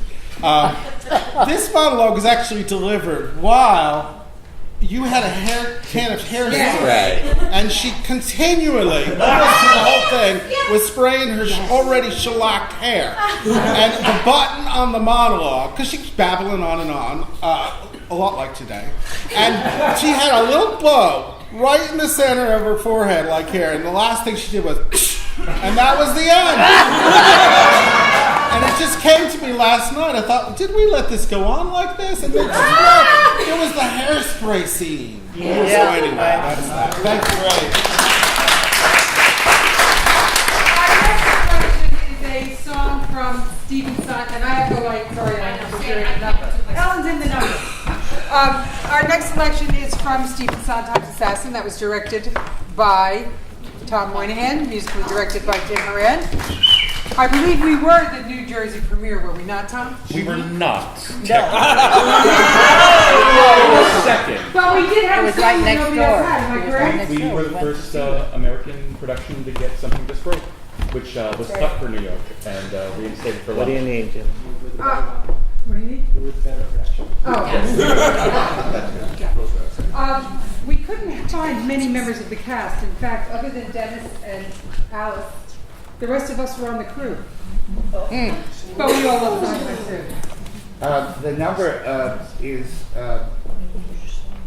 Charlie Guiteau, and the original staging, Mr. Moynihan, I was walking with my hands tied behind my back, backwards up those steps to the 11th. You kept stepping. It was absolutely And you're not doing it tonight.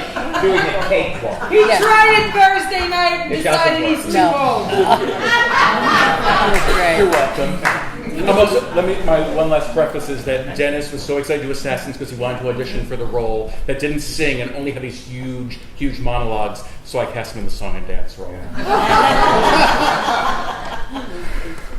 Here we go.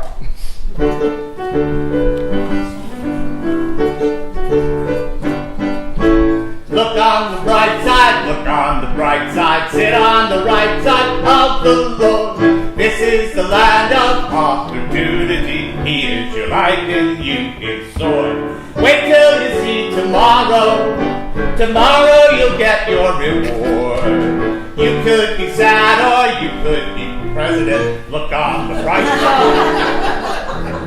I am going to the Lordy.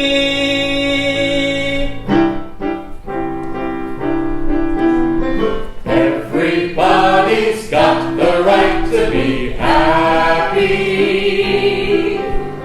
Don't stay mad, it's not as bad as it seems. If you keep your goal in sight, you can climb to any height. Everybody's got the right to their dreams. Look on the bright side, look on the black side, get off your backside, shine those shoes. This is the land of opportunity. You are the lightning and you're new. Wait till you see tomorrow. Tomorrow will be your reward. You could be proud or you could be president. Look on the bright side. I am going to the Lord. Everybody's got the right to be different. Even though at times they go to extremes. Aim for what you want a lot. Everybody gets a shot. Everybody's got the right to their dreams. Look on the bright side, look on the bright side, sit on the right side of the Lord. I am going to the Lordy. I am so glad. I am going to the Lordy. I am so glad. I have unified my party. I have saved my country. I shall be remembered. I am going to the Lordy.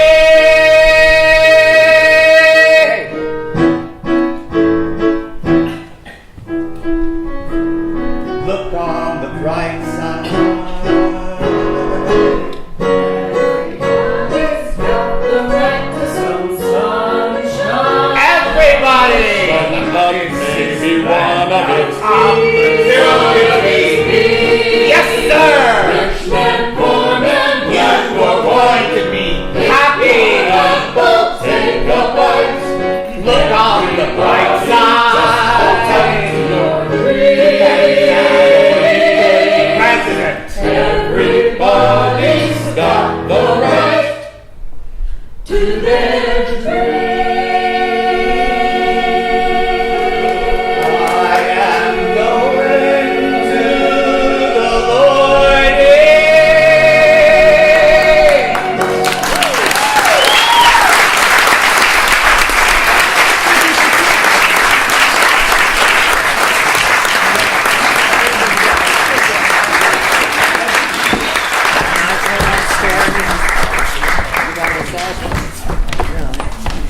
before we leave this decade, can I, Scott, ask if I can get Lady Bracken's story?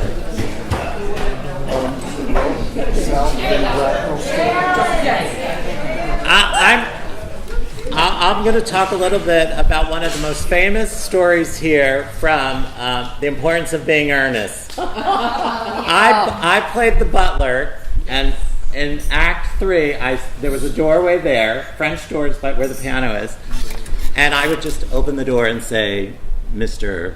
whoever, Mrs. whoever, and close the door. And if you've worked here, all they have back there is a set of stairs and then a pathway. So whenever I didn't have anything to say, I would just sit on the stairs and wait. And then when I saw the person come in the back door and start walking, I'd get up. No access. And you have to go around the building to get that back door. So I'm sitting back there and I'm waiting, and then, okay, so he's coming, blah, blah, blah. Okay, then go back, sit. And one night I'm sitting and I'm waiting for Lady Bracknell to come, and I'm hearing the scene, and I said, oh, she should be coming now. Oh my God, she's not there. This is when she usually shows up. Oh my God, what am I? And then just as I'm saying, oh my God, I hear bum bum bum bum bum bum bum bum, slam, run, and then I hear the gravel. So as I hear there's Peter and Jennifer are on stage at this point, like just talking or not, and I'm going, what do I do? They're gonna think it's me, but it's not me. I can't say her name. And so then finally the door opens, and Barbara Neff, who is a phenomenal actress, not of small size, has to squeeze through the back. And I went, okay, I can do this. And I slowly opened the door and I was, Lady Bracknell.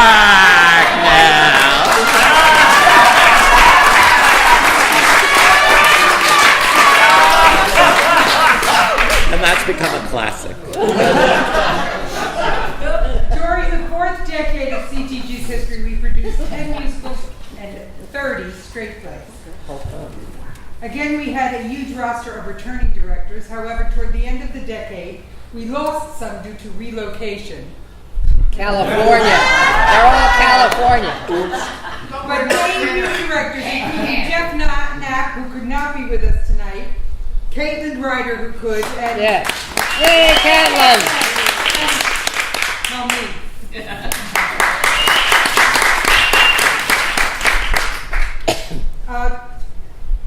Gloria, and the gentleman who directed most often other than Jeff Knapp in this decade.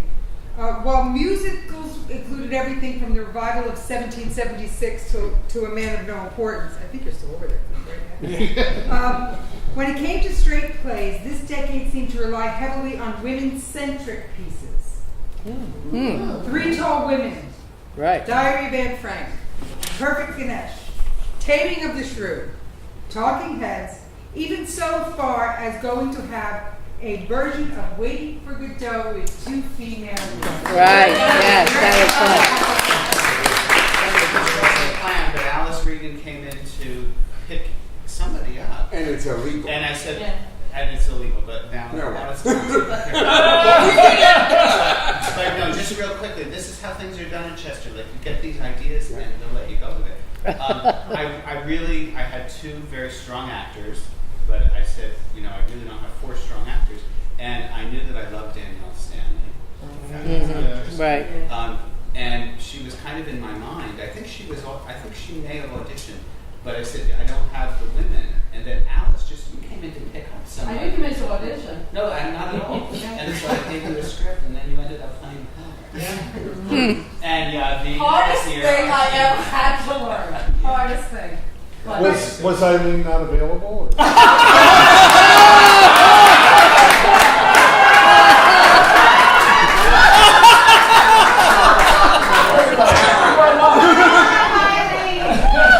No, what I'd like to know is, was the shift to female centricity? The shift? The shift. Shift. Was that deliberate? Does anybody recall why? There's no men in community theater. Well, no, I mean, I It's think hard. like with Three Tall Women, it's the director, Jay brought Three Tall Women and said, I would really like to do Three Tall Women. That's why it was done. He wanted to do Diary of Anne Frank, speaking for Jay. I mean, I know those are the ones he wanted to do. And one of the years, because we were doing 1776 with 24 men, we thought we better do some things for the ladies. That's what I was right. Thank you. He answered before he asked the question. We got a lot of flack for that one. And From the you women. might, the Talking Head series is written. There are two series of Talking Heads, one person, one act plays, monodramas actually, and there are only 2 for men out of the 12. Yeah. So if you're going to do Talking Heads, the odds are you're going to be using a lot of women. Speaking of talking heads. Oh, Thank you for the lovely segue, Michael. Michael also directed, he was also in it and did one of the pieces called A Chip in the Sugar. And he will do it for us tonight. I will try. There's the end corner over here. Yes, Chip and the Sugar was one of the 2. It was almost, I don't know, Penny, 30 minutes long. Each of these were about 30 minutes. Yeah. And Gloria was in one of them, and we had a few other people, Barbara Neff, and Dawn Fantasia, and another Whatever. wonderful person, Estelle. Judy Stone. Judy Stone, right. And we couldn't let you sit here for 5 hours and watch them all, so we ran them in rotating rep. We would do 3 a night, and they were always different. So the chances are you would come back and see another series. Mm-hmm. And that was great fun to do. But again, you're asking actors to memorize 30 minutes of dialogue, which is a lot. And working with them as the director, you had to fit these characters to these people. You're going to spend 30 minutes with them. You just can't say, let's have open auditions. So, no, there weren't open auditions, I mean. I had already cast Irene in... No wonder I went to the barn.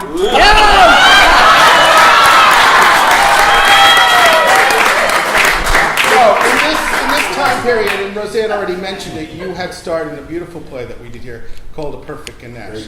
And Right. only Eileen could have done it. It was like in my mind, I thought if we're gonna, it was another woman-centered play. We're going to do this beautiful play by Terrence McNally. I had one person in mind, and luckily she wanted to do it. She didn't want to go to the play. So tonight we're going to do a little scene of the 30 minutes. We've chosen 3 from. Got the red sweater. I got the red sweater. Oh my I have to tell you about the red sweater. This is the red sweater I wore in the play. I'm going to do a little Mr. Rogers moment and put it on for you. I have to tell you, Penny. She's laughing right now at the red sweater because fully into tech. Like, well, things are set, and I'm the director, and I'm in it. Lesson, don't do that. Penny says to me, doesn't the character say she doesn't like red? And you're wearing a red sweater, and you're sitting in a red chair? I said, yeah, I don't know what to do. So we just let it go, right, Penny? We just let it go. So I wore the red sweater, even though I have a line in the second act that says, or the second part that says red, it's a common color. Right. And so I wore a common color. All right. So this is a little bit of Graham from A Chip in the Sugar.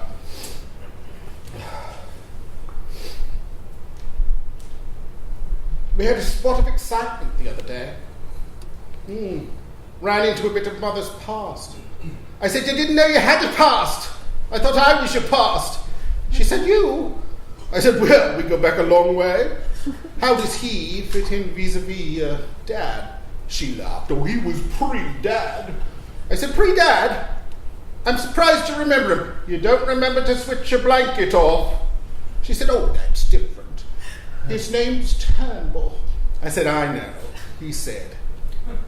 I just parked her on her usual seat in the War Memorial while I went and got some reading matter. And then I waited while she spent a penny in the disabled toilet. Oh, she's not actually disabled. Well, her memory is bad. But she says she prefers their toilets because, well, you get more elbow room. Always takes forever diddling her hands and whatnot. When she eventually comes out, turns out she'd been chatting to the attendant. I said, what about? She said, hanging. She's in favour of stiffer penalties for minor offences. I thought, well, we know better, Aunt Bram and me. I wish you'd been there, love. You could have given her the statistics. Where are we going for our tea? Well, the thing about Mammy is that although she's not had a proper education, she's picked up enough from me to be able to hold her own in conversations on up-to-the-minute issues like, well, the environment or the colour problem. And for a woman of her age and background, she has a very liberal slant. She looks at my guardian and she actually thinks for herself. Full marks, Dr. Cherry said. The best way to avoid a broken hip is to have a flexible mind. Keep up the good work. Well, they go mad around the war memorial. So I'll generally, slip my arm through hers until we're safely on the other side. Only once we are, she'll postpone letting it go because, well, once upon a time, we were stopped by one of those questionnaire women who reckons to take us for husband and wife. I mean, Mam's got white hair. Well, she was playing this dodge, and I said to her, Mam, let go of my arm. I didn't actually wrench it until the next thing you know, she's flat on the pavement. I said, oh my God, Mother! People begin to gather around. I pick up her purse, and she sits up and says, I've loaded both my stockings. I said, never mind about your stockings, what about your pelvis? She says, it's these new bifocals. They tell you not to look down. I was avoiding some sink. That's a familiar voice, somebody says. And there's this little man bending over her. Green curly hat, shorty raincoat. Hello, he says, remember me? Well, she doesn't remember people. Yeah, and I know this for a fact because she swore me down. She never met Jordan Buckle, who teaches flowers and felt and fabric at my day center. I said, you have met Joy. You knitted her a tea cozy. That's all she can knit, tea cozies. That and dead socks, both outmoded articles. I said, branch out. If you can knit tea cozies, you can knit, well, skiing hats. She said, well, I will, but I have to stand over her, or she'll end up leaving a hole for the spout. I said, did you know, Joy, you told me she had some shocking eyebrows. She said, oh, I hope you didn't tell her that. I said, of course I didn't. She said, well, I didn't remember. And that's the way she is, you see. She doesn't remember. And here's this little man saying, remember me. I said, no, she won't. Come along, man, let's get you up. Only she says, remember you. Oh, of course, it's Frank Turnbull. Oh, it must be 50 years. He said 52. 1934. She said, sea crest. He said, no sand in the bedrooms. And they both cracked out laughing. Meanwhile, she's still stuck on the cold pavement.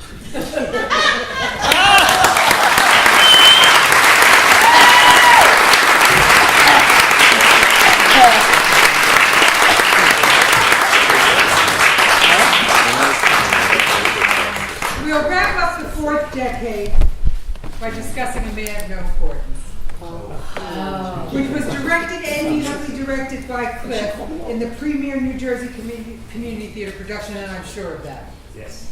I remember I had seen it at Lincoln Center with Alice, and I leaned over to her after the first number and said, Alice, I gotta call Cliff during intermission. This is a perfect Chester show.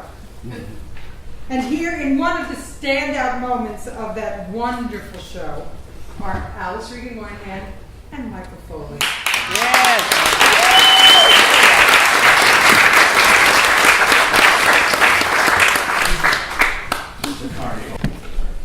I'm also always had a drink. Cocktail hour. There you go. Always have his words. There's a button, Alice.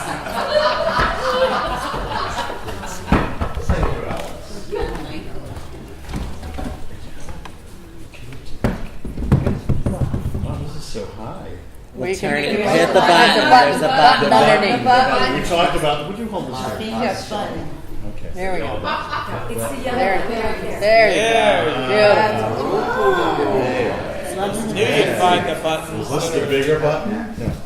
Okay. Thank you.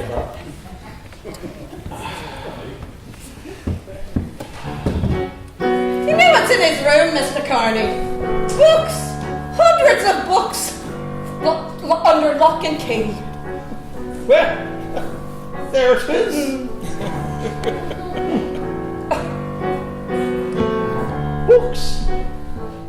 They're at the root of it. Books. You know they're dangerous. All that junk piled up in his flat. Here, have some more. Not only that, he cooks. Revolting foreign things. Cooks? Can you imagine it? Plates of stuff with parsley on top. Here, let me pour. I'll have a drop, but Cooks. it isn't natural just how bad it looks. To peek through the crack and meet with a stack of books. Now, Mr. Corney, by rights, Alfie should be married and out of the house. My sentiments exactly. And then it'll be just the two of us. Mr. and Mrs. William Carney. Ah, Lily, I wouldn't be out of the house.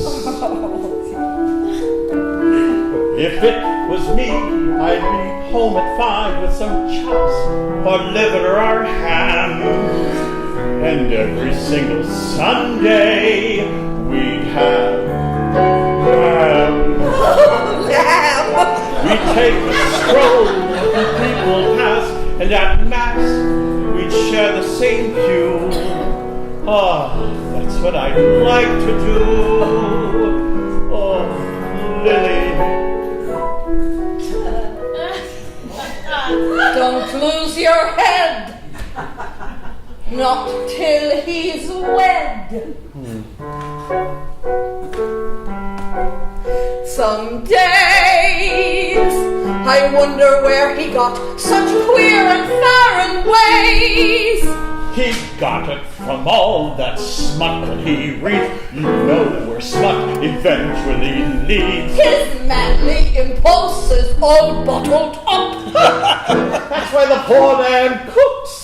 The man needs a wife to ruin his life, not books. Books.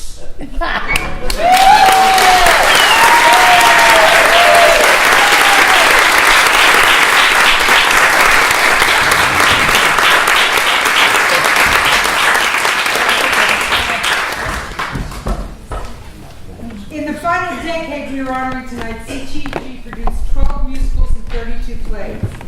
Added even more new directors to our roster and continue to support our mission to be a director-driven theater. Along with returning directors like Mark Happel and Cindy Alexander, some of those new directors included Kevin Cameron, wherever he's sitting, he was at the box office earlier, and Steve Catron. He's over there. Over there. Since you guys are three of the newer directors, Casey, Caitlin, Steve, why don't you tell us what you feel makes this place special? That goes for you, right? The high pain and glamour.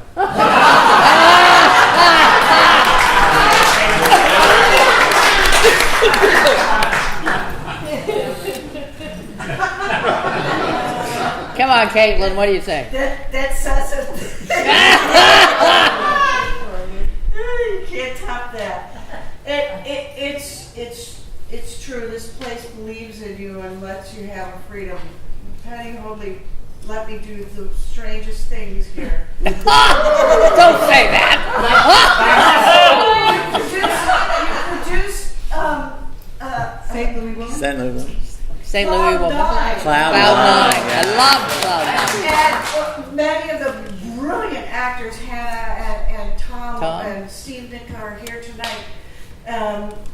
But I remember I talked you into it, and we went to see it.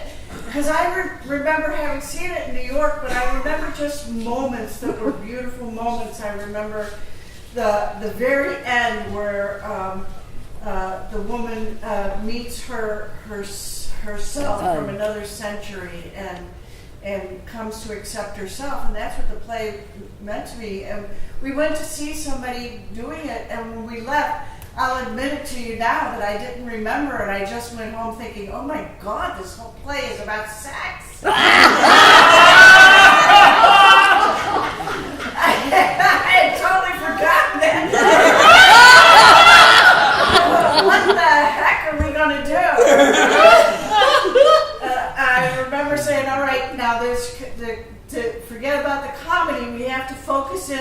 the truth of the character. Tom Moynihan confessed to me afterwards that he went home thinking, oh great, she's just getting rid of all the humor. But of the plays I've directed here, just thinking about it tonight, in Cloud 9, someone gets shot to death at the end of the act, and Steve Nicka plays a dead soldier coming across in the second act. And then in Arcadia, the girl dies in a fire while she's waltzing with her tutor. And then in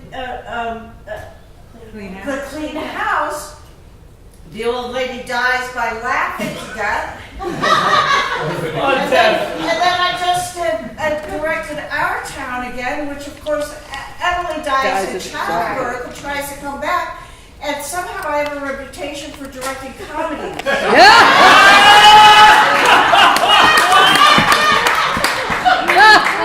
Speaking of which, don't we have a comedy night next Saturday? Comedy night next Saturday. Who dies, Kate?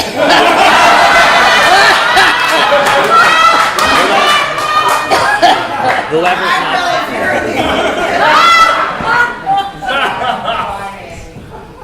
Well, the highlights from this decade included 2 tour de force performances by brilliant actresses, 1 musical and 1 not. And the committee agreed both of these must be included. We'll start with a cut from the one-woman show directed by Cindy Alexander called Shirley Valentine. Oh,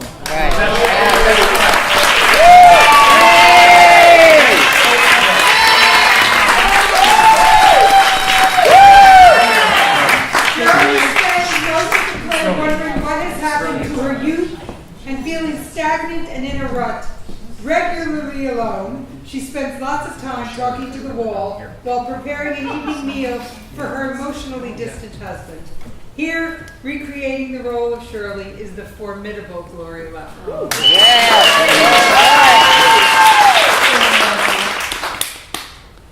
Well, the day of the show, I got down to the school and the play started, and oh, it was lovely. All the little angels coming on, and they're all having a sly little wave to their mans. And then our Brian comes on, he makes his entrance, and he's pulling this little donkey behind him. Well, it's really a hobby horse on wheels. And perched on top of it is this little girl who's taken the part of the Virgin Mary. Oh, and she's dressed beautiful. Oh, her mother has really dolled her up to be the part, you know. And she's having a wave to her man. So our Brian gives the donkey a bit of a tug because he's taking it dead serious and he doesn't think that they should be waving to their mans. So he's up there and he's acting like he's going to win the Oscar. You know, he's miming, giving head to the donkey and patting it all Well, the headmaster sitting in the front row, he turns around and looks at me and gives me a smile, you know. I think he was as proud of our Brian as I was. So anyway, our Brian goes up to the door of the inn and goes knock, knock, knock. And then the little innkeeper appears and our Brian starts, "We are weary travellers on our way to Bethlehem, and me wife is having a baby, and we need to rest for the night in the inn." Then the little innkeeper pipes up, "You cannot stay at the inn. The inn is full up. There is no room in the inn." And then our Brian is supposed to say something like, "Oh, well, we will go and stay in a lonely cattle shed," and then he's supposed to go off, pulling the Virgin Mary behind him. But he didn't. I don't know whether it was the Virgin Mary that was getting up our Brian's nose because she spent the whole scene waving to her mother, or whether it was just that he suddenly realised that the role of Joseph wasn't wasn't quite as big as it was cracked up. Whatever it was, instead of going off pulling the donkey behind him, Brian turns around to the little innkeeper and starts to yell at him. Full up, but we booked!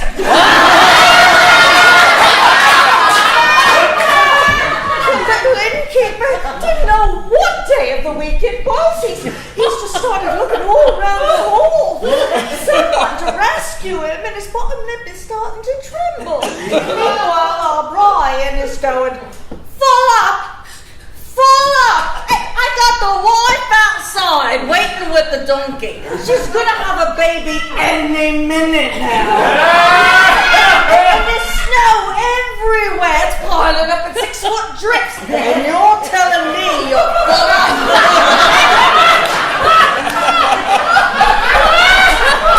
The top brass in the front row is starting to look a bit uncomfortable. And meanwhile, O'Brien is doing a perfect imitation of his father on a bad day. There ain't anything that dares move. So the little innkeeper's lip is going 10 to the dozen. The Virgin Mary is in a flood of tears on top of the donkey, and one of the 3 wise men has started to wet himself. The little innkeeper finally grasps that the script has well gone out the window. It's up to him to do something about our Brian. So he steps forward and he says, "Listen, mate, listen. I was only joking. We've got room, really. You can come in if you want." And with that, the 3 of them disappeared. End of nativity play, and end of our Brian's acting career.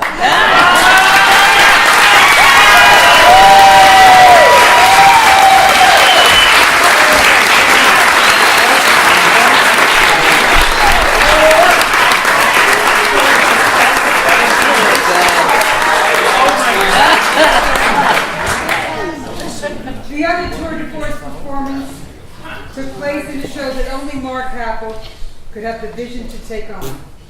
The musical Grey Gardens. Yes. He created a visually and emotionally one of the funniest and most heartbreaking shows ever on this stage. Mark, why did you decide to do this show? Well, all of us who worked at Chester know that to do a musical, you should just shoot yourself in the head because it's the hardest place in the world to put on a musical. I mean, it's in the round, you have to rethink every musical. But I saw it and it was heartbreaking. The music was wonderful, and it's 2 completely different shows. Act 1 is a musical like every other musical, and Act 2 is a brick play. I don't know, it's just weird. And I think the audience, the first time we changed the set at intermission, just stared at us like, what the hell are you doing? And I have to give credit to Barb because we were... I knew an intermission, when we saw it the first time, we saw it 4 times on Broadway, and I knew at the intermission that if there was a God on earth, Barb was going to play that role. And I knew I was going to be casted because I knew she wanted it. She was going to kill to get it.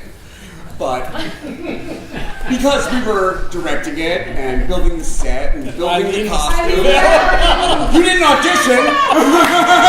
But Eileen, do you sing?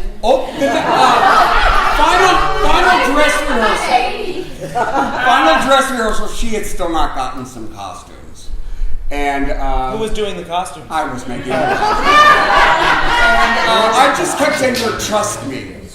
If there's a costume change in the middle of one song, I just said, "Trust me, you'll be here, and I will change you every night." And the first night we did, what was that song? The War March, whatever that. Yeah. Anyway, I said to her, just as a thank you, you don't have to memorize the lines when you're off stage. We'll write them on the wall back there, and while I'm changing, you can read the wall. And so the first night she comes off stage, we leave the poor kid on stage, and I'm literally ripping off her clothing, putting shoes on her, and she kept saying, "I gotta see the wall, I gotta see the wall." So I spin her head back around, I spin her this way, and we got it done. I'm just ready to shove her out on stage when I hear applause. And the entire cast has shoved their way into this little walkway back here and was watching us because they had never seen it. You never knew that, did you? They watched it every night. Anyway, it was a show on the show. But it had to be Barb. Here to recreate her performance.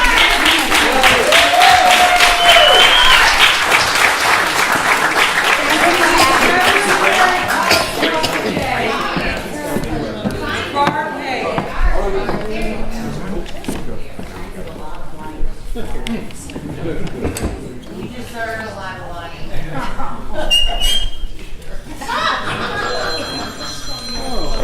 Hello. Must be late. Just so. It's part of the act. Whose is that? It's part of the act. It's me.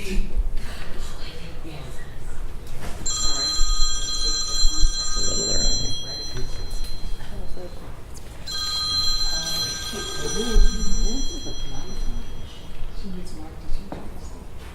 See, she could never do this herself.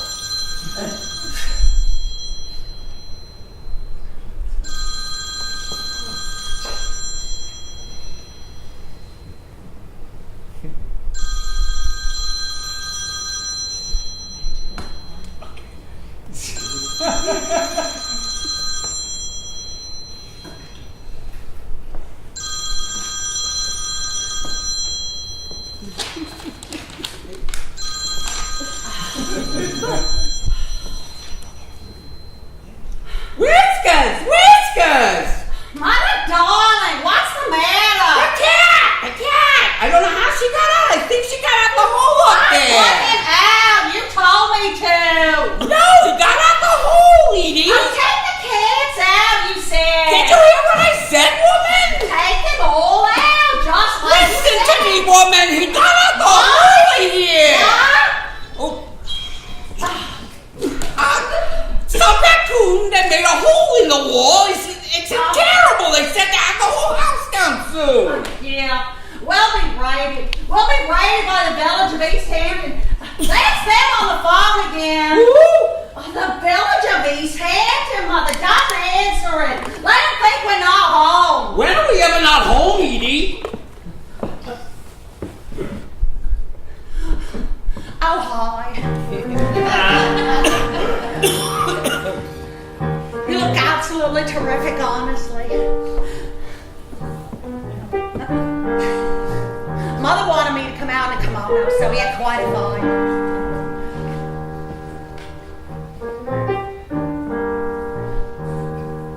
The best kind of clothes for a protest pose is this ensemble of pantyhose pulled over the shorts, worn under the skirt that doubles as a cape. To reveal you in capri pants, you fashion out the ski pants in a jersey knit designed to fit the contour of your shape, and cinch it with a cord from the drape. And that's the revolutionary costume for today, to show the polo riders in khakis and topsiders just what a revolutionary costume has to say. There's more to living than Kelly Green.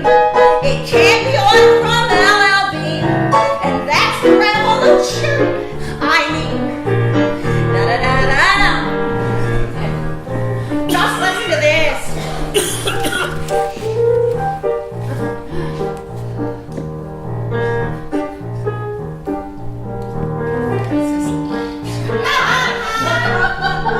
The Hamptons be July 1972.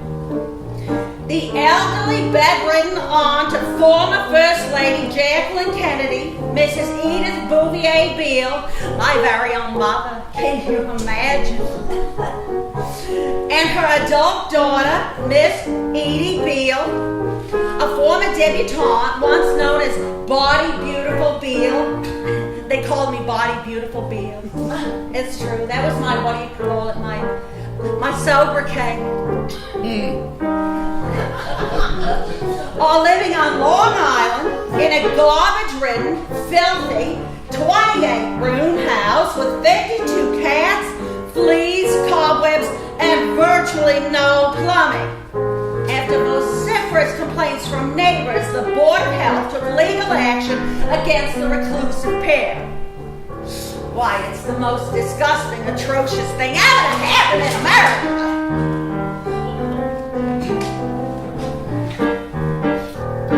You find City Hall in a Persian shawl that used to hang on a bedroom wall, pinned under the chin, adorned with a pin, and pulled into a twist. Reinvent the object trouvé, make a poncho from a duvet, and then you can be with Cousin Lee on Mr. Blackwell's list. The fallen velvet glove hides the fist. And that's the revolutionary costume born today. Subvert the Chris Kraft voters, those Nixon Agnew voters. Armies of conformity are headed right your way. To make the statement you need not be in Boston, Harlem, and D.T. And that's the revolution to me. Staunch! There's nothing worse, I tell you. Staunch! S-T-A-U-N-C-H. Staunch women, we just don't weaken. A little known fact to the fascist pact. Come here, quarantine. Honestly, they can get you in East Hampton for wearing red shoes on a Thursday and all that sort of thing. I don't know if you know that. Did you know that? They can get you for almost anything. It's a mean, nasty Republican town. The best kind of shoes to express bold views are strapless mules and expressive hues like fuchsia or peach, except on the beach, in which case you wear flats. When I stood before the nation at Jack's inauguration in a high-heeled bump, I got the jump on Jackie's Pilgrim's hats. Just watch it where you stand with the cabs. And that's the revolutionary costume pour du jour. You mix, you match, you presto, a fashion manifesto. That's why revolutionary costumes stand regard. The rhododendrons are hiding spies. The pussy willows have beady eyes. Binoculars in the privet hedge, they peek at you through the window ledge. But God, we're in a revolution. So in the revolution, we start.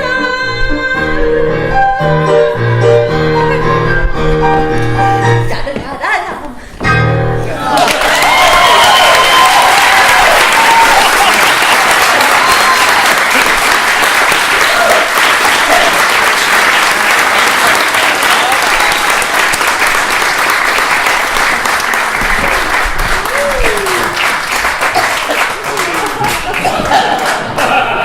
Great.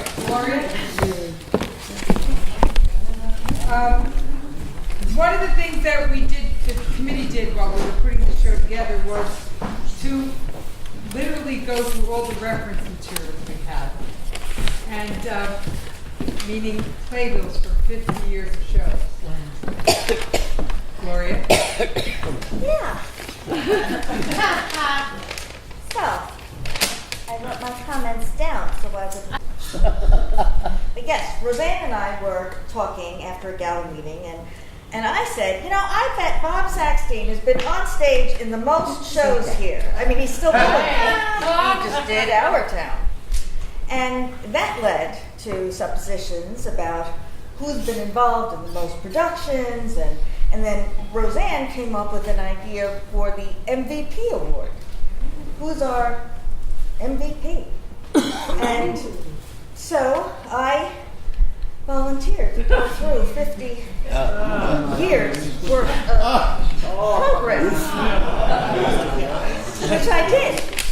And I tallied them up, and well, once I got started doing this, I learned so much about Chester's history and the many, many people who have given of their time and their talents and who have left a part of themselves here at the Black River Playhouse. And some worked here for many years, and some worked here for only a short time. But the magnitude of those contributions are no less vital to the evolving community that is CTG. But isn't that what I set out to do?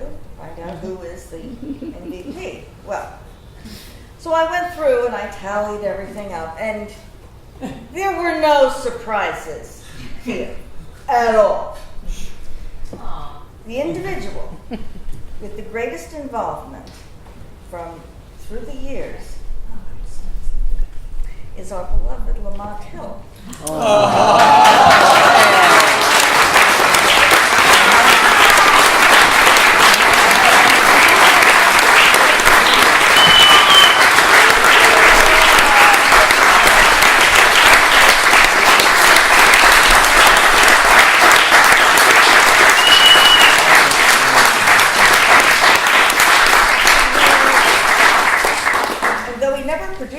Directed or stage managed, he literally impacted the public face of CTG with every show that he touched, through set designing, building, and dressing, photography, as well as gracing our stage.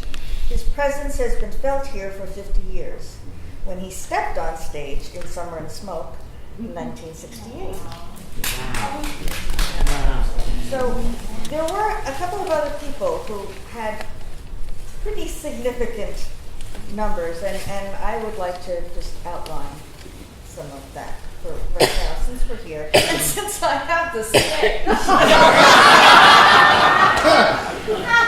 She has a That production of Summer and Smoke included 2 other pillars of our group who had the next 2 highest levels of involvement.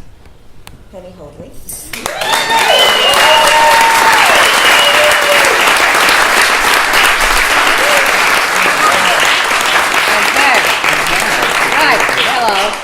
Mrs. Hoadley. The 2 old broads. Yeah, right. The show. Mrs. Hoadley has given her heart and soul and loaned many furniture pieces. Oh, God, yeah. Through the years, she has done everything that needed to be done, including cleaning the toilets. I mean, she did. I cleaned the theater for 30 years. Yes, she cleaned the theater for 30 years. In her roles on the board, she made sure that the theater kept going. Peg Hill, like Penny, performed nearly every job at the theater, both on stage and off, producing, stage managing, costumes, props, running crew, etc. All of those things. But never lights. I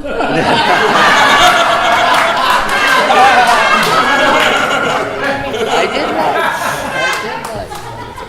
I'd be remiss if I neglected to mention 2 other people who have generously given of themselves here, and the numbers back it up. Sal Ruggiero. Yay!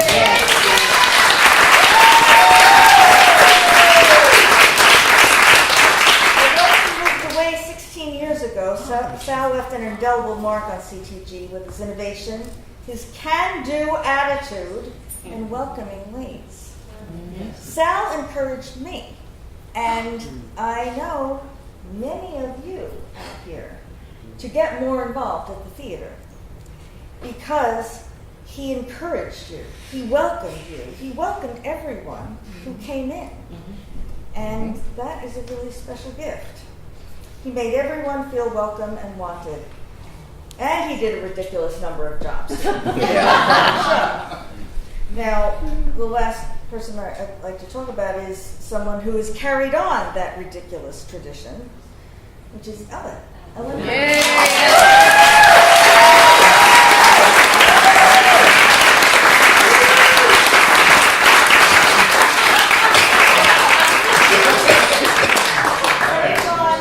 She carries on that tradition with a dedication to CTG that goes well beyond normal. And we are the fortunate beneficiaries. She, like Sal, has done practically every single job, and she does it backwards and in heels. A talented actress, producer, director, stage manager, lighting and sound designer, set builder, plus she managed 2 major capital improvements to the building, our air conditioning and our huge recent lighting upgrade. Wow!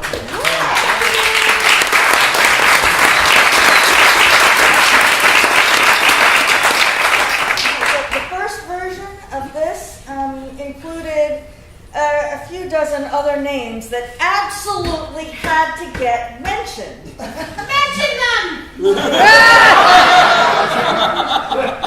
But I knew that Diane would have my head.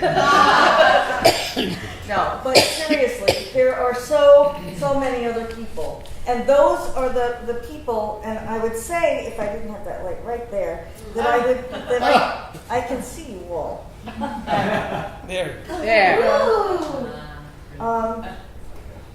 This first version included those names of individuals who had to be mentioned, and I look out from the spot where I have been so privileged to have been able to perform for so many years. I see so many of you here now, and I know that not only are we here as a family, but we are in the company of many angels that are looking down. That's for sure. So I'd like to just say thank you to all of you, and thank you to everyone who has left a bit of your heart here at the Blackfoot Playhouse.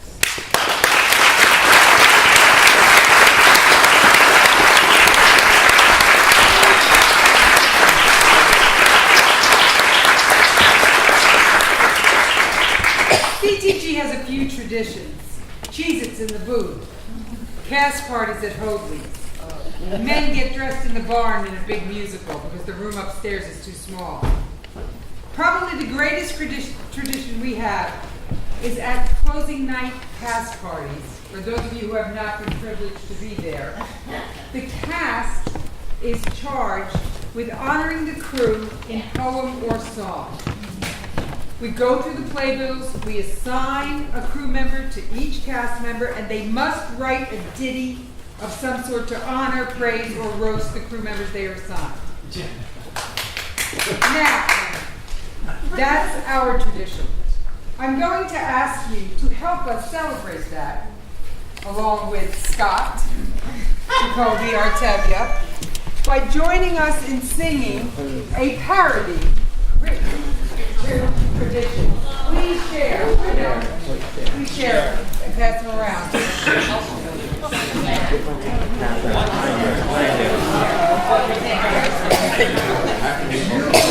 them around.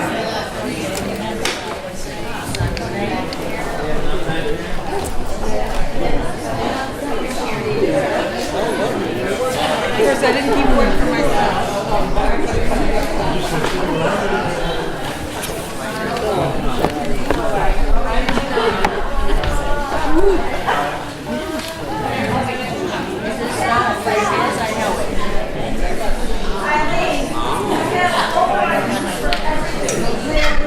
Oh, and she's been in a lot of plays too. I think there's a good shot we might have this wrapped up by the time the Tony Awards start. Hey, we're only 15 minutes behind schedule, so.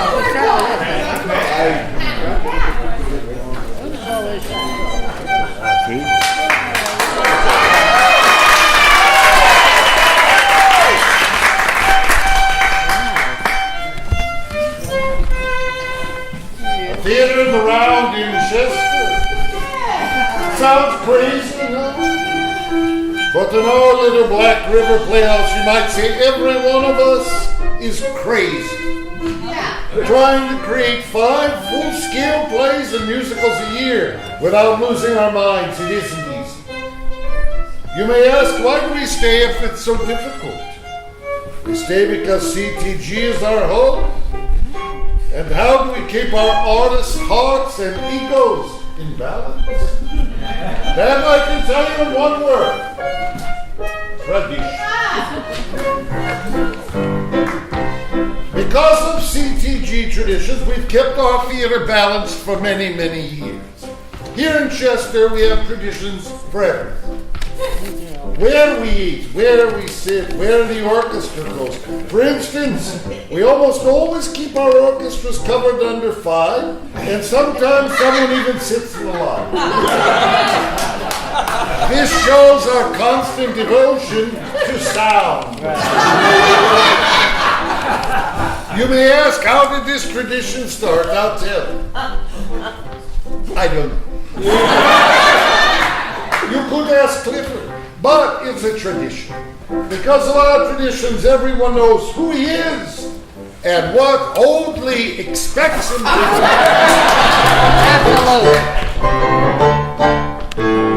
Day and night must figure out the blocking, deal with actors, singers, check the humor chairs, and who tries to smile and pops an extra's head and some people pulling out their hair.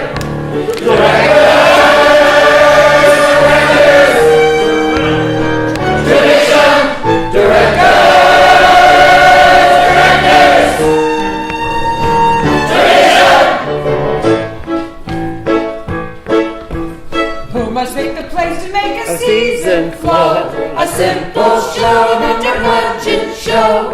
Who must find a crew to actually run the show? To the essence free to just sit on the book.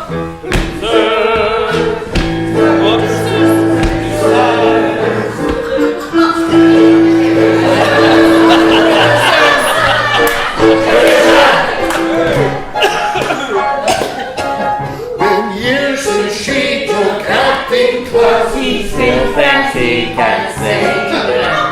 Here they both want roles as leads the show. Is Fiddler, the actor, the actors, tradition, the actors, tradition. Go. And who does all from lights, props, sound, and set, and deals with all these divas until their needs are met. The techies, the techies, tradition, the techies, tradition. This will be the time I would let Eileen speak. There's no In the circle of our little theater, we have always had our special touch. For instance, Ellen, the light mistress. Ellen, may I ask you a question? Certainly, Scott. Is there a proper way to light this space? The proper way to light this space. Well, of course. Well, you would have to. Never mind. I just block the lights to whatever I have. This way, I don't have to move the frickin' ladder. And most important, our beloved Penny. Scott, my husband has got a great show for you. A marvelous show. What is it? Artichoke by Joanne Glass. Artichoke? But that's a title one's never heard of. Well, tell the truth, Scott. Shouldn't our theater give audiences something different to look at? The shows we choose and the audiences we have, it's a perfect match. And among ourselves, we've always gotten along perfectly well. But of course, there have been the time when opinions are different. Now we live in simple peace and harmony. Let's do a new play. Musical. Play. Musical. Play. Musical. Musical.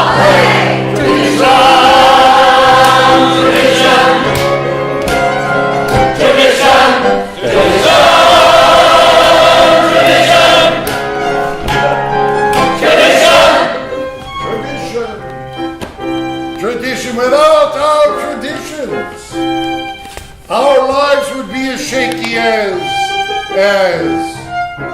anything on this room.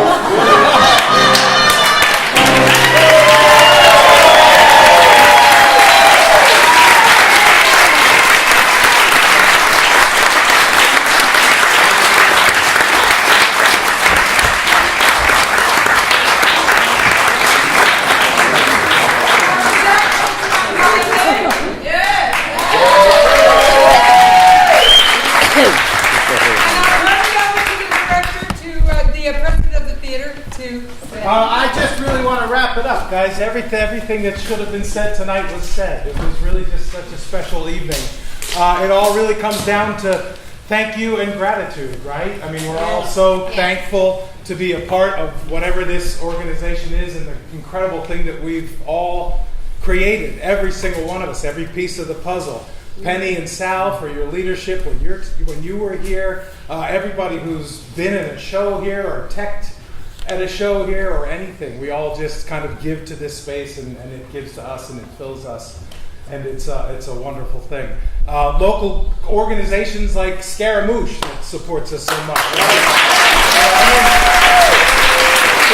We could be here all night if you wanted me to, but I don't think so. The furniture. That's right. Wonderful supporter of Chester Theater. The people that come to see our shows. It's all such a and to be part of this tonight and to feel the love returned and to see how the families that decide to make Chester a part of the Yampolsky family, the Catron family. That you guys, it's so great and glorious to be a part of it. And I just hope that that's part of what we all experience. One of the things that I want to do while I'm here is celebrate this history. And I don't know if you've had a chance to look at our website, but there are certainly areas where if you guys that were involved in the theater 20 years ago, 30 years ago, if you can share your memories, send us your pictures, send us the covers of programs. We want to make sure that we keep the history of this theater so that it continues into the future. It's really, really important, I'm sure, to all of us, as we've all seen this evening. So thank you all so much for everything you've done from everyone in here. It's a universal thank you. Thank you to everybody from everybody. If I could single out just 5 people, the 5 women that put this evening together. They're on the back of the program. Diane Butler, Ellen Fraker Glasscock, Penny Holdridge, Gloria Lamoureux, and Roseanne Ruggiero.